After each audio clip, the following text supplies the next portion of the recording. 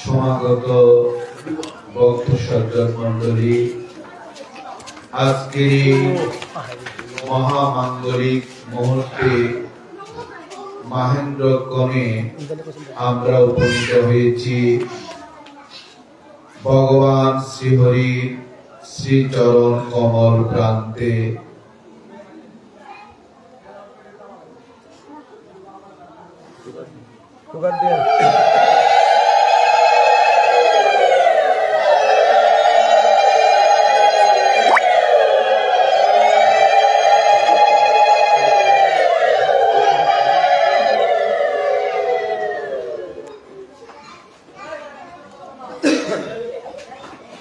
তাই সর্বপ্রথমে সমগ্র জগতের যিনি প্রাণের স্পন্দন, সমস্ত সৌন্দর্য মাধুর্যের যিনি পরিপূর্ণ মূর্তি, সমস্ত জগৎ যাহা হতে সৃষ্টি, সে অনাদি আদি গোবিন্দ সর্বকারণের যিনি কারণ, সে প্রেমময় ভগবান শ্রীহরির চরণ কমলে অনন্ত কোটি প্রণতি জ্ঞাপন করছি। আমি অত্যন্ত কৃতজ্ঞতা চিত্তে স্মরণ করছি আজকের এই অনুষ্ঠানে যারা আয়োজন করেছেন সম্মানিত আয়োজক বৃন্দ, আরো স্মরণ করছি দূর দূরান্ত থেকে আগত কৃষ্ণ অনুরাগী, গৌর অনুরাগী, বন্ধু অনুরাগী ভক্ত সজ্জন মন্ডলী, সকলের চরণে অনন্ত কোটি প্রণতি জ্ঞাপন করছি। সকলে কৃপা করবেন যেন ভগবানের অমৃতময় কথা, ভগবানের গুণগাথা আস্বাদন করতে পারি। ভগবানের এই লীলা কথা আস্বাদন করার জন্য যে বস্তুটি প্রয়োজন তার নাম হলো কৃপা। আমরা ভগবানের নাম গুণ কীর্তন শুনলে বা আস্বাদন করলে কি লাভ? ভগবানের এই প্রেমময় কথা আস্বাদন করলে যে কি লাভ তা ভাগবতে ব্রজগোপীরা খুব সুন্দর ভাবে বলেছেন, তব কথামৃতম তপ্ত জীবনম কবিবিরিতম কলমশাপম শ্রাবণ মঙ্গলম শ্রীমদাত্তম অভিনিন্নতি বুরিদা জনা। ব্রজগোপীরা সমগ্র জগৎ জীবকে উপলক্ষ করে বলছেন, হে জগৎ জীব, আমাদের প্রাণ গোবিন্দের কথা, ওই কথায় এমনই বাসনা, দুঃখ, কষ্ট, যন্ত্রণা আছে, তা দূর হয়ে যায়। শুধু দূর হয়ে যায় তা নয়, হৃদয় প্রেমে প্রেমে পরিপূর্ণ হয়ে ওঠে। এই জগৎ সংসারে সৃষ্টি হতে জগৎ কল্যাণে যত যত শাস্ত্র আত্মপ্রকাশিত হয়েছেন, বেদ, বেদান্ত, উপনিষদ, শ্রীমদ ভগবত গীতা হতে শুরু করে সমস্ত শাস্ত্র, সমস্ত শাস্ত্রে ভগবান বলেছেন, আমাকে ডাকো। আমাকে যদি হৃদয় মন পবিত্র করে ডাকতে পারো, তাহলে আমাকে পাবে।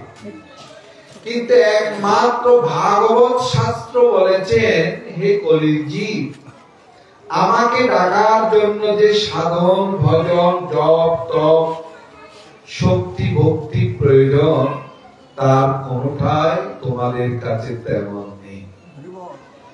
তাই বলে কি জগৎ জীব ভগবানের সেই লীলা কথা থেকে বঞ্চিত হবে?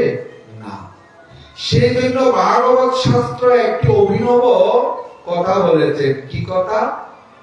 যেটি ব্রজগোপীরাই বলেছেন, শ্রবণ মঙ্গলম। আপনি ভাগবতের শ্লোক পড়তে না পারেন, আপনি বলতে না পারেন, এতে হতাশাজনিত হওয়ার কারণ নেই। ব্রজগোপীরা বলেছেন, আমাদের প্রাণ বধুয়ার কথা, আমাদের প্রাণ কৃষ্ণের কথা তোমরা যদি বলতে নাই বা পারো, যারা বলতে পারে তাদের পাশে গিয়ে বসে শ্রবণ করো, শুনিলেই মঙ্গল হবে। এই কথাটি একমাত্র ভাগবত শাস্ত্র বলেছে। এই যে ভগবানের অমৃতময় কথা শুনিলেই যে মঙ্গল হয়, মঙ্গলটি শুধু ইহ জগতের নয়, ইহ জগৎ এবং পরজগতের দুই দিকেই হয়। তার একটি দৃষ্টান্ত দেওয়ার চেষ্টা করব। আপনারা অনেকেই জানেন বিশ্ববরেণ্য ডক্টর শ্রীমন মহানামব্রত ব্রহ্মচারীজির কথা। মহানামব্রত ব্রহ্মচারীজি যখন বিশ্ব বিজয় করে আসলেন, তিনি এই ভাগবতীয় পরিক্রমা ভারতবর্ষ, বাংলাদেশ, আনাচে কানাচে যারা হরি বিমুখ ছিল, সাধারণ নরনারীদের কাছে গিয়ে ভাগবতীয় কথা শুনিয়েছে, উজ্জীবিত করেছে।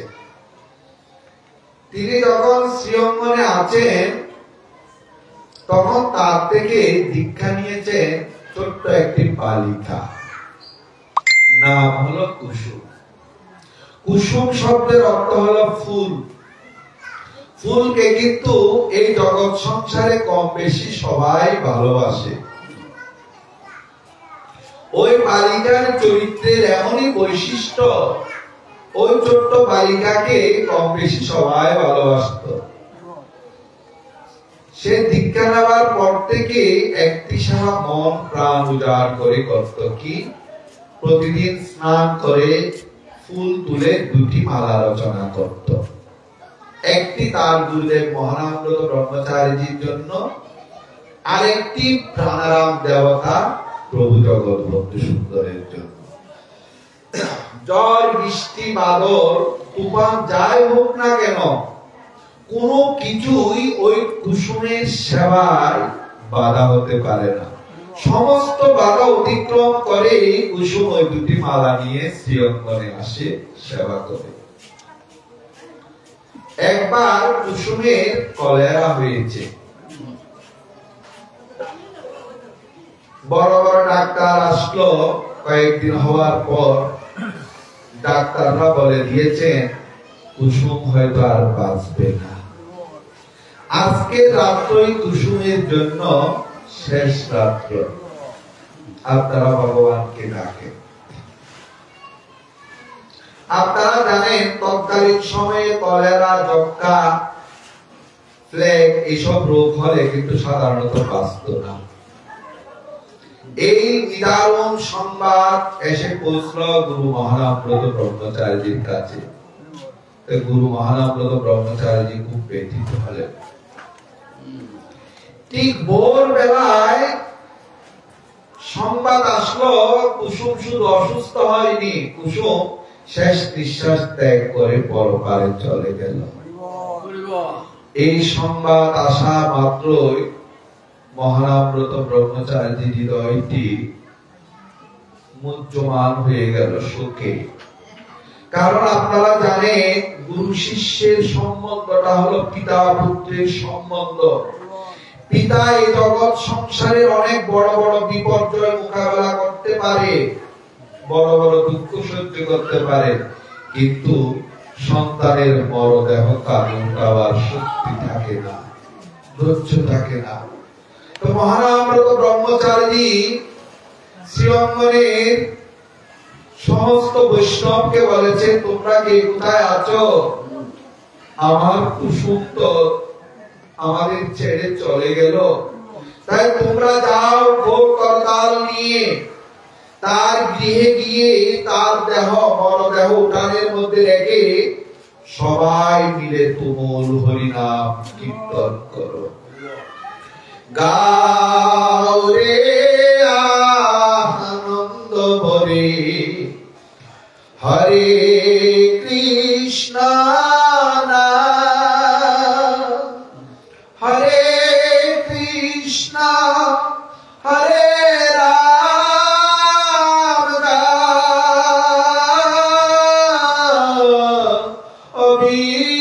অবিরাম হরে কৃষ্ণ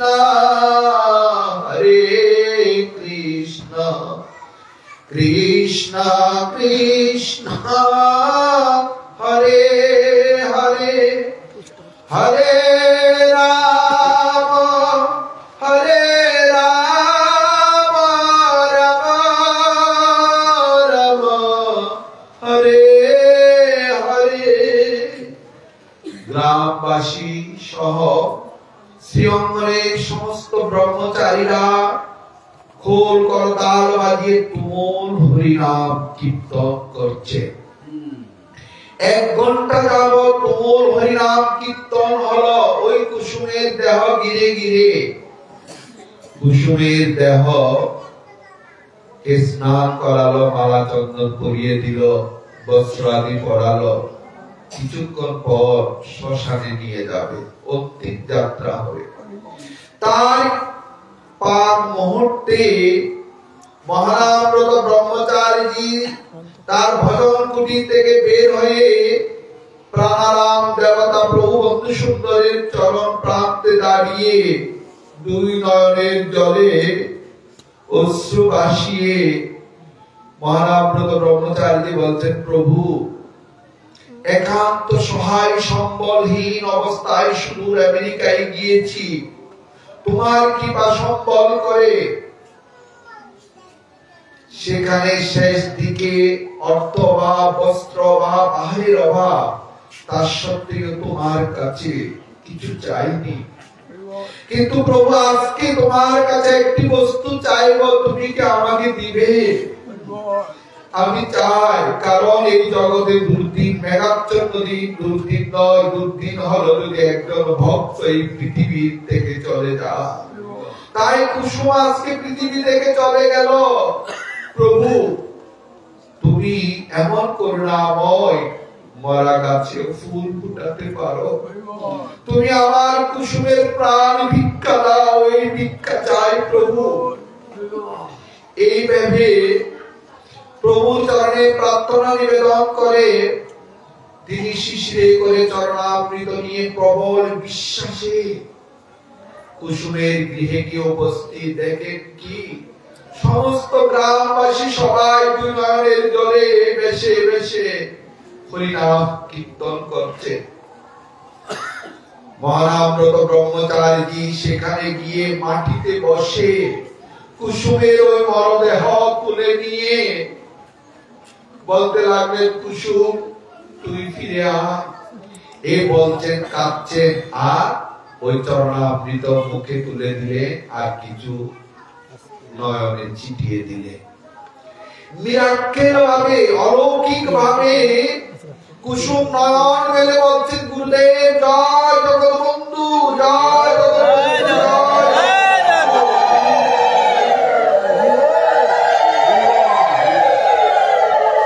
কুসুম গুরুদেবকে বলছেন, গুরুদেব আপনি এখানে কবে এসেছেন? আর আমি বা উঠানের মধ্যে আপনার কোলে কবে শুয়েছিলাম? তখন মহানামব্রত ব্রহ্মচারী বলছেন, কুসুম তুই তো মারাই গিয়েছিলি। সমগ্র জগতের যিনি প্রাণের প্রাণ, প্রাণের স্পন্দন, প্রভুর কৃপায় তুই আবার ফিরে এসেছিস। এই যে কুসুম বেঁচে গেল, এরপরে আরো ৬০ বছরের অধিক বেঁচে গেল। এই যে গুরু কৃপা আর হলো ভগবত করুণা, এগুলি এমন একটি বস্তু যাদের জীবনে হয়েছে তারা জানেন যে গুরু কৃপা কি বস্তু।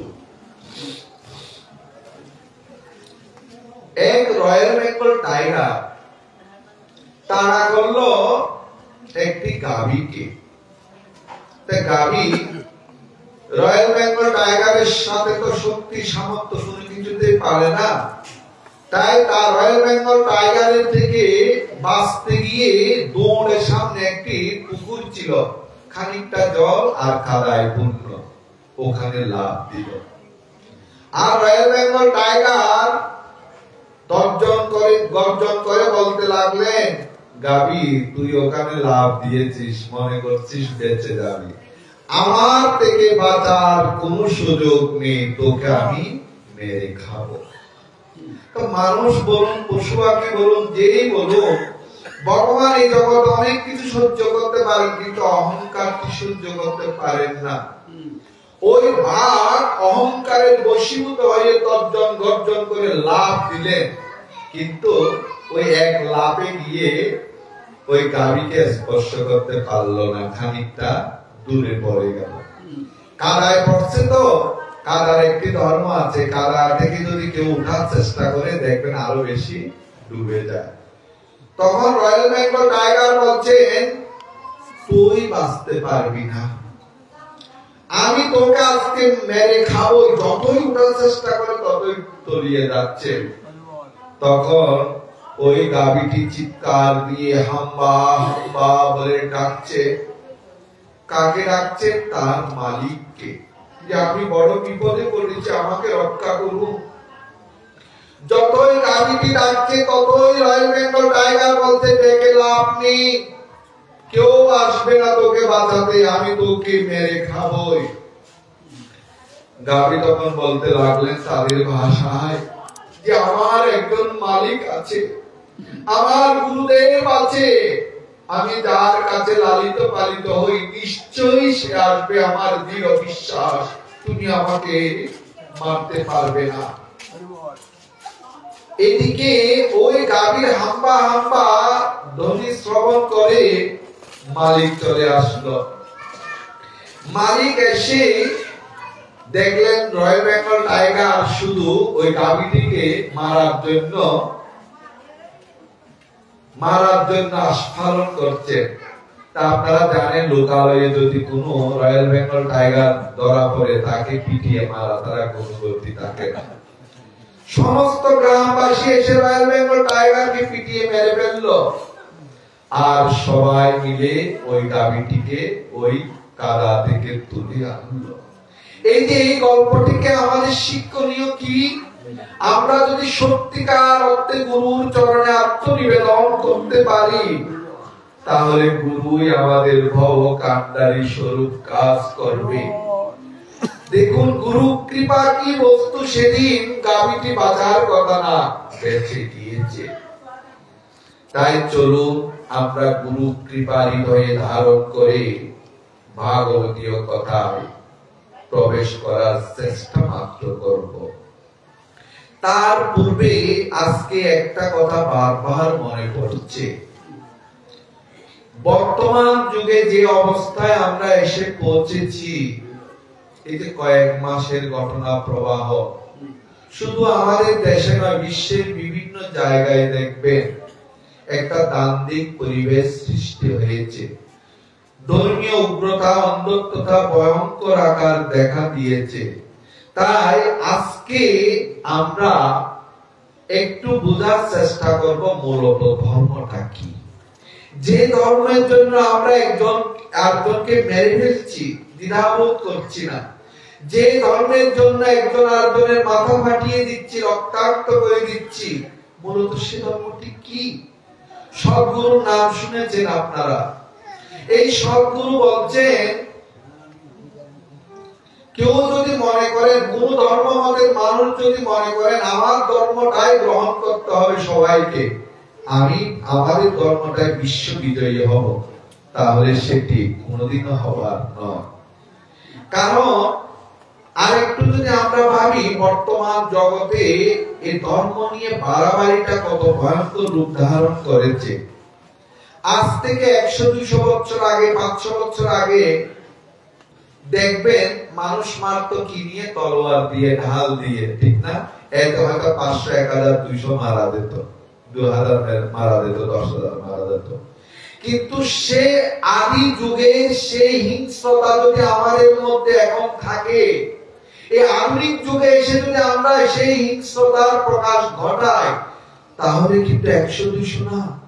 বর্তমান আধুনিক যুগে হাইড্রোজেন বোমা, নিউক্লিয়ার বোমা, মিসাইল, যেগুলি মেরে দিলে মুহূর্তের মধ্যে 5 মিনিটে সুন্দর পৃথিবী ধ্বংসস্তূপে পরিণত হবে। তাহলে দেখুন, এই যুগে মূলত আমাদের বুঝার, ধর্ম কথাটি ভাবার এখন সময়ের দাবি মাত্র। আগে একজনকে স্টিপ করতো, বেঁচে যেত, মেরে মারাও যেত, কিন্তু এখন আপনার হাতে আছে হাইড্রোজেন বোমা। অর্থাৎ বিভিন্ন দেশে, বুঝাতে চাচ্ছি বিভিন্ন দেশে যদি আমরা শত্রুতা করি, তাহলে কিন্তু পৃথিবী ধ্বংস করে দিতে পারি। তাই এই ধর্মটা কি মূলত একটু বোঝার চেষ্টা করব। কারণ বর্তমান যুগে আমরা একটা সংকটাপন্ন মুহূর্তের মধ্যে এসে উপস্থিত হয়েছি, যেখানে কেউ কাউকে টলারেট করতে পারছে না। জাতিতে সম্প্রদায়ে বিভেদের বিশ্বাস সৃষ্টি হয়েছে। এইটি কিন্তু মূলত আপনার আজ থেকে প্রায় 91 বছর পূর্বে second world parliament of religion এই কথাটি উঠেছিল। প্রথম বিশ্ব ধর্ম সম্মেলন বিজয় করেছেন বেদান্ত কেশরী স্বামী বিবেকানন্দ। ঠিক তার 40 বছর পর দ্বিতীয় বিশ্ব ধর্ম সম্মেলন ডাকা হয়েছিল মার্কিন যুক্তরাষ্ট্রে 1933। সেখানে একটি খুব চমৎকার টপিক ছিল। কি টপিক? সে পার্লামেন্টের নামটা ছিল ওয়ার্ল্ড ফেলোশিপ অফ ফেথ। আর টপিকটা কি ছিল জানেন?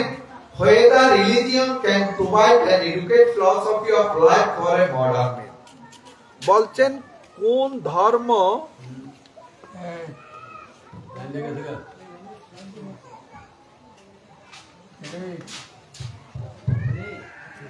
বলছেন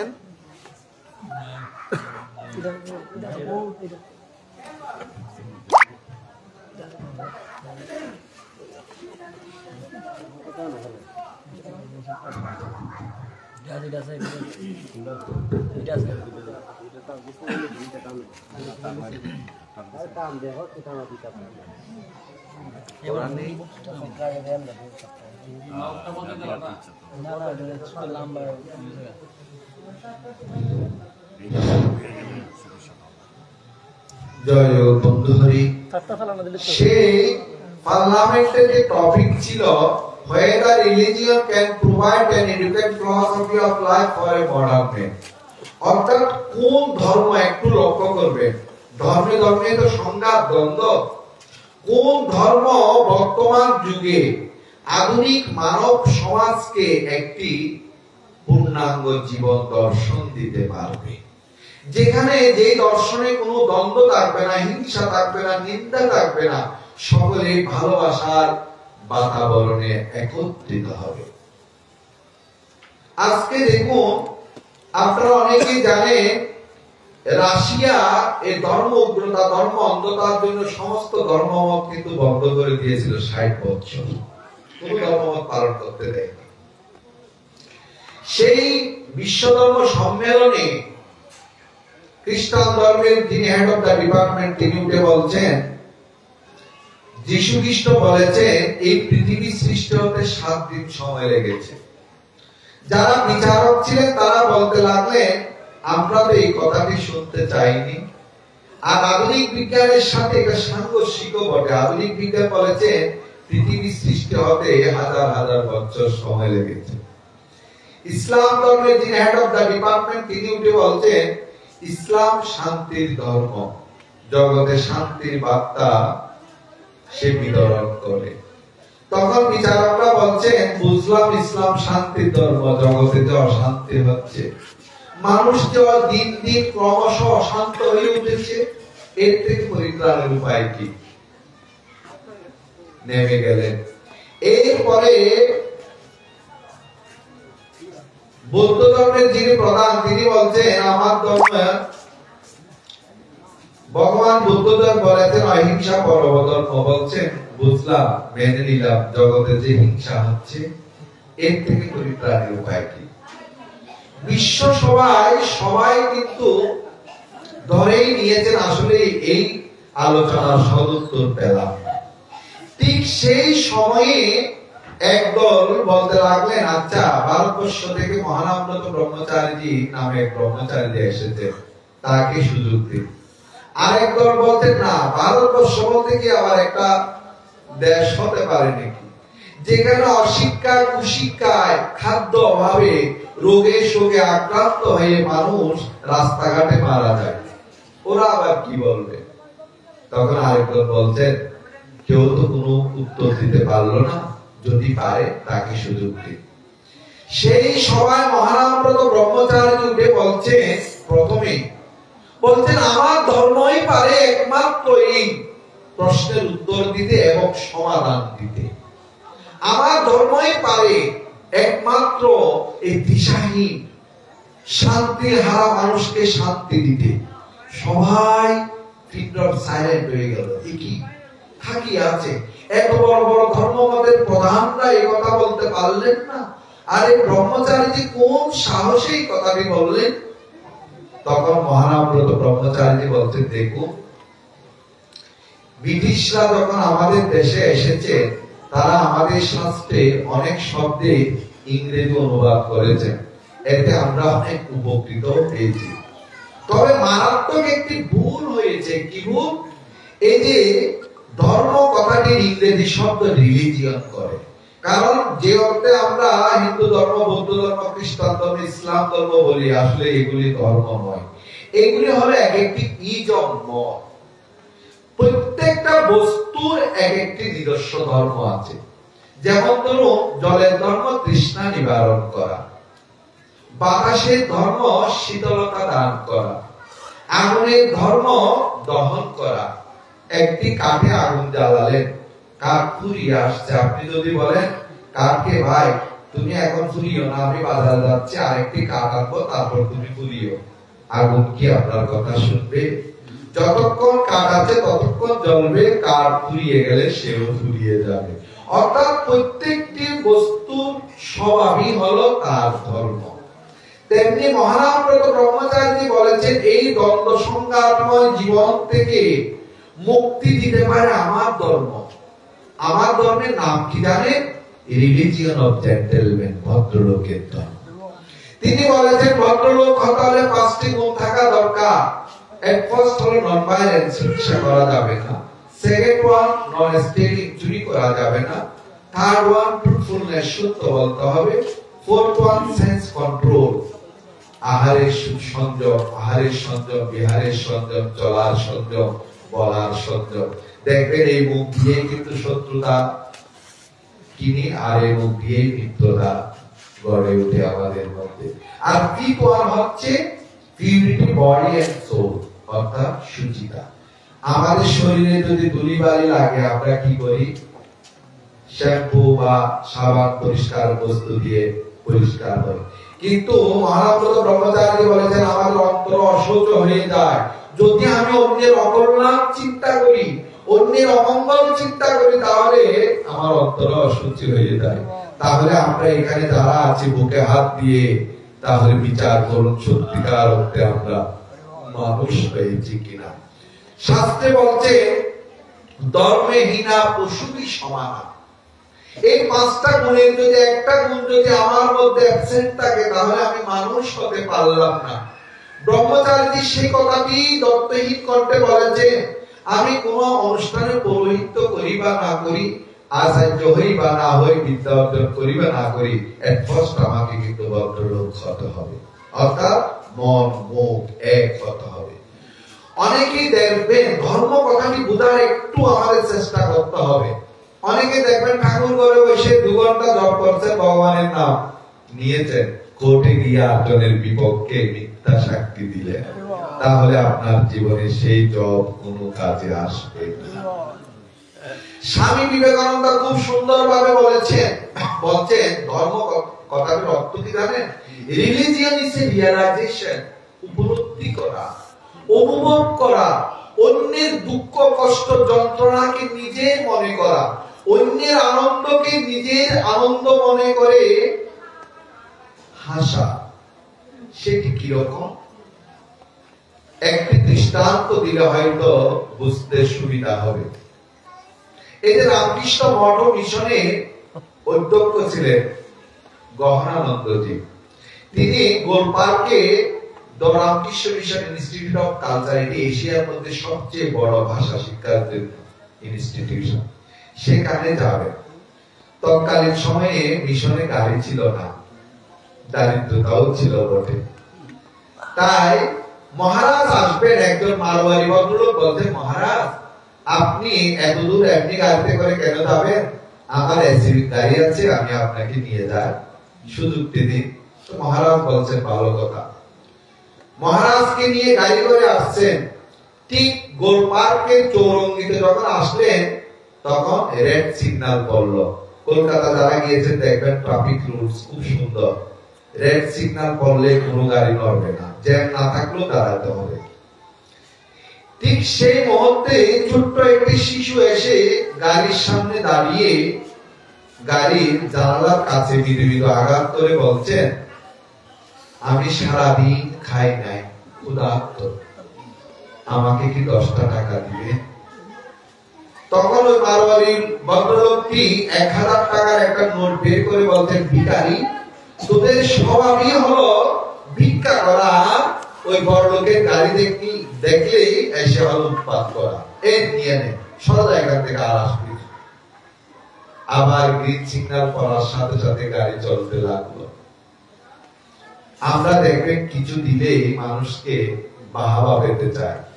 ওই মারোয়ারি লোকটি মহারাজের দিকে তাকিয়ে আছে, কখন তার বাহাবা দিবে, প্রশংসা করবে। মহারাজ গম্ভীর হয়ে বসে আছে।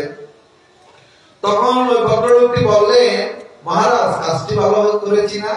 কি 10 টাকা চেয়েছি, 1000 টাকা নোট দিয়েছি। মহারাজ বলছেন তুমি তাকে 1000 টাকা নোট দিয়েছো, সে অনেকদিন খেতে পারবে, কিন্তু তোমার দেওয়াটা শুদ্ধ হয়নি। তুমি তার সাথে যে ব্যবহার করেছো সেই দেওয়াটা শুদ্ধ হয়নি, কারণ তুমি ভুলে গিয়েছো তাহলে soul is the representative of God, তার মধ্যে আত্মা রূপে ভগবান আছে, তুমি মূলত সেই ভগবানকে অপমান করেছো, তোমার দেওয়াটি শুদ্ধ হয়নি। তাহলে বুঝে দেখো ধর্মটা কি। কারণ মনে রাখবেন, প্রত্যেকটা জীবের মধ্যে আত্মা রূপে ভগবান আছেন। কাউকে যদি আপনি হিংসা করেন, কাউকে যদি আপনি নিন্দা করেন, তাহলে আপনি আপনার ভগবানকে হিংসা করছেন। ধর্ম কথাটি সূক্ষ্ম, তাই মহানামব্রত ব্রহ্মচারী বলেছেন, এই দ্বন্দ্ব সংঘাতময় জীবন থেকে বাঁচতে হলে একটা সার্বজনীন চিন্তা আমাদের আসা দরকার। কারণ এই পৃথিবীতে যত মত আছে,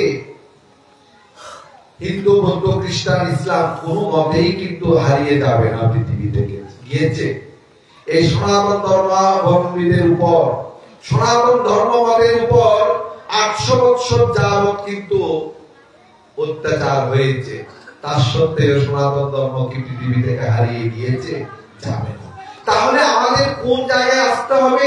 এই পৃথিবীটা সুন্দর করতে হলে মহানামব্রত ব্রহ্মচারী বলেছেন, there is hardly any difference to be found between a good Hindus, a good Muslim, a good Jew, a good Buddhist. The reason is that what constitutes a goodness and greatness of human being is one identical all over the world. We must embrace Sasta. বলছেন একজন উত্তম হিন্দু উত্তম হতে হবে। আপনার মধ্যে যদি হীনতা থাকে, আমার মধ্যে যদি হিংসা থাকে, তাহলে আমি হিন্দু হতে পারলাম না। একজন মুসলমান, ইসলাম, মহানামব্রত ব্রহ্মচারী বলেছেন, I shall love all mankind, সমগ্র মানব জাতিকে ভালোবাসা। আর আপনি যদি মানব জাতিকে ভালো না বেসে যদি মারার চেষ্টা করেন, তাহলে আপনি ইসলাম হতে পারেন না। তাই একজন উত্তম হিন্দু, উত্তম বৌদ্ধ, উত্তম মুসলমান, উত্তম খ্রিস্টানের মধ্যে কোনো পার্থক্য নেই, যদি আমরা একে অপরকে প্রেমালিঙ্গন করি। আমরা ইচ্ছে করলে কিন্তু অন্য ধর্মাবলম্বীদের কিন্তু শেষ করে দিতে পারি না। একই সমাজে থাকতে হবে প্রত্যেককে, কিন্তু আমাদের বংশ পরস্পর পারিবারিক সংস্কার অনুযায়ী আমরা যে যার ধর্ম পালন করব। দিন শেষে আমরা মানুষ, সেই কথাটি মনে রাখবো। তাই মহানামব্রত ব্রহ্মচারী বলেছেন যে কেউ পশ্চিম দিকে নামাজ পড়ে না পূর্ব দিকে উপাসনা করে, বা আপনার ধর্ম কি, আপনার বর্ণ কি, আপনার গোত্র কি, আপনার গুরু কে, এটা আমার জানার বিষয় নয়। আপনি মানুষ, আমি মানুষ, সেই সম্বন্ধ বুঝে যদি এক জায়গায় দাঁড়াতে পারি, তাহলেই পৃথিবীটা সুখী হয়। দেখুন কত সুন্দর সমাধান মহানামব্রত ব্রহ্মচারী দিয়েছেন।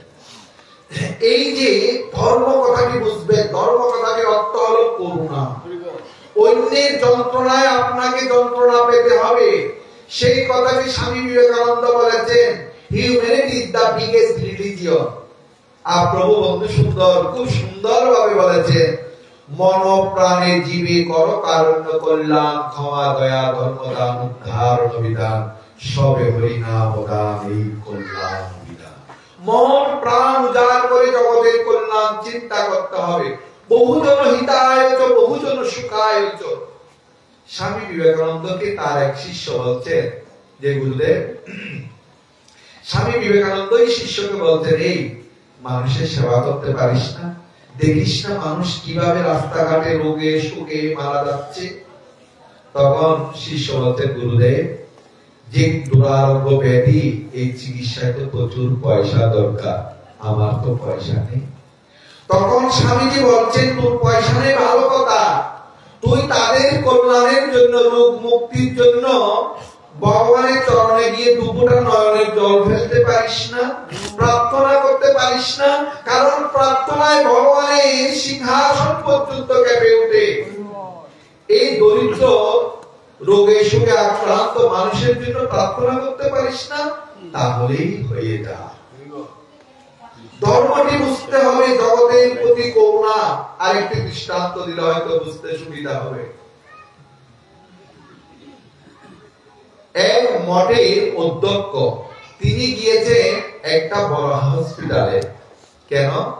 রোগীদেরকে দেখার জন্য। তো হসপিটালে গিয়ে প্রত্যেকটা রোগীর মাথার কাছে গিয়ে তার চিকিৎসার খবর নিয়েছেন আর মাথায় হাত বুলিয়ে দিয়েছেন। আশীর্বাদ দিয়েছেন। স্বভাবতই ব্যাধিগ্রস্ত রোগীর পাশে প্রিয়জন গেলে অনেক ভালো লাগে। আর যদি কোন সাধুজন যদি যায় তাহলে তার আনন্দের আর সীমা থাকে না। সমস্ত ইউনিট, যত ইউনিট আছে ওই হসপিটালে, সমস্ত রোগীদের ওই স্বামীজি গিয়ে সবার মাথায় আশীর্বাদ করে দিয়ে আসলেন, খোঁজ খবর নিলেন। সাথে ছিল আরো কয়েকজন ব্রহ্মচারী। সবাই যখন মঠে ফিরে আসলো তখন ওই ব্রহ্মচারীরা স্নান টান করে সাবান দিয়ে শ্যাম্পু দিয়ে পরিষ্কার হয়ে এসে মহারাজের সামনে দাঁড়ালেন। বলতে, মহারাজ আপনি এখন স্নান করেননি? বলতে, কেন স্নান কেন করব? কেন বলছেন? এই যে পচা গলিত রোগে শোকে আক্রান্ত ভয়ঙ্কর ব্যাধি, ওই রোগীগুলোকে আপনি স্পর্শ করেছেন, আপনি তো অপবিত্র হয়েছেন, আপনি স্নান করবেন না।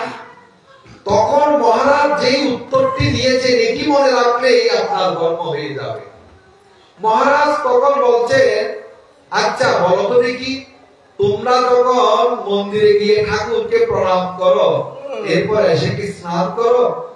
না মহারাজ, কেন স্নান করবো? ঠাকুরকে দেখেছি, প্রণাম করেছি, তো পবিত্র হয়েছি। বলছেন, তুমি তাদেরকে ব্যাধিগ্রস্ত গলিত পচা রোগী হিসাবে দেখেছো? আমি তাদেরকে রোগী হিসাবে দেখিনি। তাদের মধ্যে যে আত্মার রূপে আমার ঠাকুর আছে, ভগবান আছে, আমার যে প্রেমের ঠাকুর আছে, ওই প্রেমময় ভগবানকে আমি তাদের মধ্যে দেখেছি, যার কারণে আমার স্নানের প্রয়োজন নেই। তাহলে বুঝে দেখুন ধর্মটা কোন জায়গায়। ধর্মটা হলো করুণা। বিশ্বকর্মা দার্শনিক ডক্টর শ্রীমন মহানানন্দ ব্রহ্মচারী বলেছেন, দেখবেন এরোপ্লেন উড়ে এই ভূমি থেকে 5000 ফুট উপরে, 15000 ফিট উপরে প্লেনে যখন উঠবেন, জানলা দিয়ে দেখবেন কোনটা পাহাড়, কোনটা পর্বত, কোনটা নদী, কোনটা নালা, কোনটা 10 তলা, কোনটা 20 তলা, আপনার কাছে ইকুয়াল ফর অল, সব সমান মনে হবে। আর যতই প্লেনটা নিচের দিকে নামবে তখন মনে হবে এটা বড়, এটা ছোট, এটা পাহাড়, এটা পর্বত। তেমনি যারা ভজন করে, যারা কৃষ্ণ ভজন করেন, গৌর ভজন করেন, বন্ধু ভজন করেন, তারা ভজন করতে করতে যতই উপরে উঠে তখন তাদের মধ্যে কে ভালো কে মন্দ, কে বড় কে ছোট, এটা তাদের মধ্যে দৃষ্টিগোচর হয় না। তারা যত্র যত্র নেত্র পরে তত্র তত্র কৃষ্ণ স্ফুরে ভগবানকে দেখতে পায়। আর যারা মূলত সাধন ভজন করে না, বহির্মুখ, তারা তাদের ডিমোশন হয়, তার মধ্যে এ ভালো এ মন্দ, এ বড় এ ছোট, এটি প্রতিবাদ হয়। তাই ভজন সাধনটা কি হলো অন্যরকম ব্যাপার। এই ধর্ম কথাটি বুঝতে হবে। এরপরে মহানানন্দ ব্রহ্মচারী বলেছেন, এই যে ভদ্রলোক হওয়ার পর, মনুষ্যত্ব অর্জন করার পর এখন আপনি কোন আচার্যকে ধরবেন, কোন গুরুর চরণে আশ্রয় লাভ করবেন, কোন ভগবানকে ডাকবেন, এটা নিতান্তই আপনার পার্সোনাল ম্যাটার। আমরা কি করি, আগে ভদ্র হওয়ার আগে, মানুষ হওয়ার আগে আগে ভগবানকে ধরতে যায়, যার কারণে ভগবানকে ধরতে পারি না, ধরতে গেলেও ধরতে পারি না। তাই চলুন গুরু কৃপা হৃদয়ে ধারণ করে। আরেকটা জিনিস মনে রাখবেন, আমাদের মধ্যে কিন্তু দেখবেন যারা একটু সাধন ভজন করি, দেখবেন যারা একটু পবিত্র পথে চলার চেষ্টা করি, তাদের মধ্যে দেখবেন ওই মায়া অহংকার পিছে পিছেই লেগে থাকে, যেন সাধন ভজন করতে না পারে, যে তাকে টেনে নেওয়ার চেষ্টা করে। এই জন্য দেখবেন অনেকে আমরা ভজন পথে প্রবেশ করি কিন্তু অহংকারীও হয়ে উঠি। সাবধান, বি কেয়ারফুল। সেটি কেমন? এক বৃদ্ধা 70-এরও বয়স, তিনি প্রতিদিন ওই গঙ্গায় স্নান করে মালা গেঁথে রামকৃষ্ণ মঠ মিশনে, তখন বেলুর মঠের দুতলা ছিল পুরাতন মন্দির, দুইটা সিঁড়ি, একটা দিয়ে উঠত স্বামীজিরা ব্রহ্মচারীরা, আর একটা দিয়ে সাধারণ ভক্তরা। তাই ওই বৃদ্ধ মা প্রতিদিন মালা গেঁথে ভক্তরা যে সিঁড়ি দিয়ে উঠে না, সেই সিঁড়িতে উঠে ঠাকুরকে মালাটি পরিয়ে আসে। দিনের পর দিন এই সেবাটি করে। বয়স হয়ে গিয়েছে, একদিন মালা নিয়ে ও ব্রহ্মচারীরা যেই সিঁড়ি দিয়ে উঠে না, ওই সিঁড়ি দিয়ে উঠে মালা পরিয়ে যেই নামবে, তখনই একজন ব্রহ্মচারী বলছে, বুড়িমা আপনার কোনো আক্কেল জ্ঞান নেই, এই সিঁড়ি দিয়ে তো স্বামীজিরা ব্রহ্মচারীরা ছাড়া আর কেউ উঠতে পারে না, আপনি কোন সাহসে এই সিঁড়ি দিয়ে উঠলে? তখন ওই বুড়িমা বলছে, বাবারে, যে আমি ভালো চোখেও দেখি না, ভুল হয়ে গিয়েছে, আমাকে ক্ষমা সুন্দর দৃষ্টিতে দেখবেন। তখনই ওই ব্রহ্মচারী আবার বলছে যে ক্ষমা সুন্দর দৃষ্টিতে দেখবেন না, ভুল করেছে। এইভাবে তাকে কিন্তু মন্দ বলতে লাগলেন। যখন খুব বেশি বকা দিচ্ছে, তখন ওই বুড়িমা যে কথাটি বলেছেন আমাদের জানা দরকার। ওই বুড়িমা বলছে, বাবা আমার যে নাতি আছে, নাতির থেকেও বয়স তোমার কম, তুমি ব্রহ্মচারী মানুষ, প্রণম্য, কিন্তু আমি তো প্রথম থেকেই বলছি আমি ভালো চোখে দেখি না, ভুল হয়ে গিয়েছে, আমাকে ক্ষমা করে দিই। তাই আমাকে ক্ষমা করে না দিয়ে আর এইভাবে তিরস্কার করতে লাগলেন। তাই তোমরা ঠাকুর রামকৃষ্ণ দেবের মতো এরকম অসীম একজন পুরুষের সেবা করো, মহান পুরুষের সেবা করো, কিন্তু তোমাদের মনটা মহান হলো না। বড় মানুষের সেবা করো, কিন্তু তোমাদের মনটা বড় হলো না। তাই ঠাকুরের কাছে প্রার্থনা করি তোমাদের মনটা যেন বড় হয়।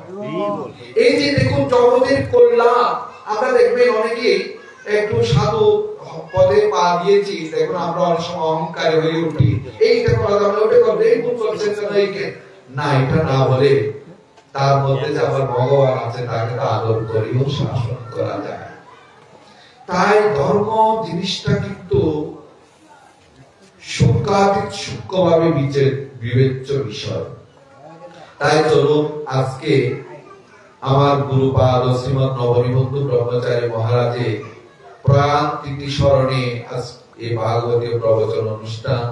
তাই আজকে ভক্ত ভগবানের একটি লীলা আস্বাদন করার প্রয়াসে হব। বলো বলো নিতাই গৌরী সীতারাম, প্রেমানন্দে আনন্দে একবার হরি হরি বল।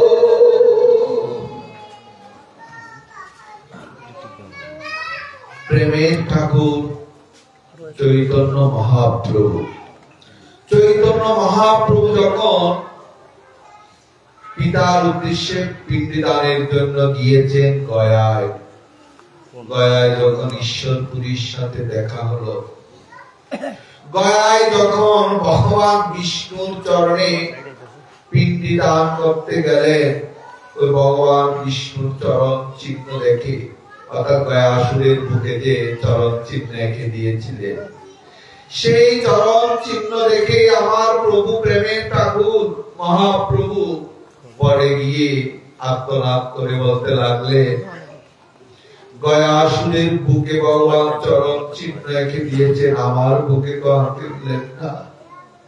তাই সন্ন্যাসী ঠাকুরকে উদ্দেশ্য করে বলছে, ঈশ্বরপুরী বাদর আমাকে কৃপা করুন, যেন আমি ভগবানের চরণ হৃদয়ে ধারণ করতে পারি।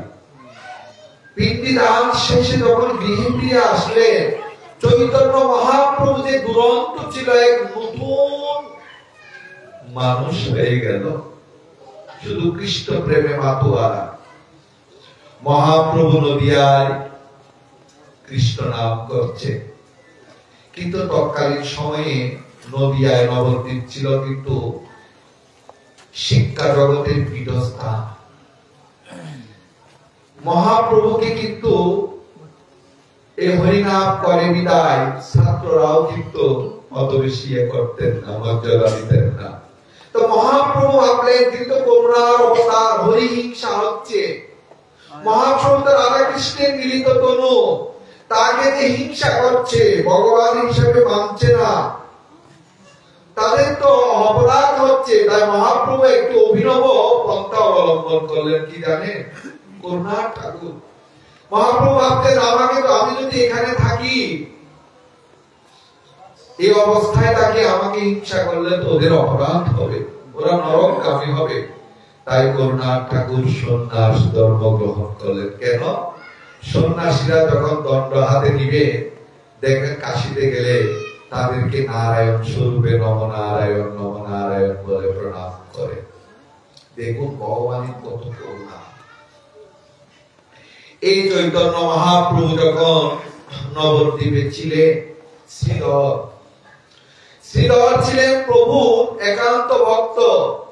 মহাপ্রভু যখন বাজারে আসতেন, শ্রীধর তোর মোছা খোলা বিক্রি করত।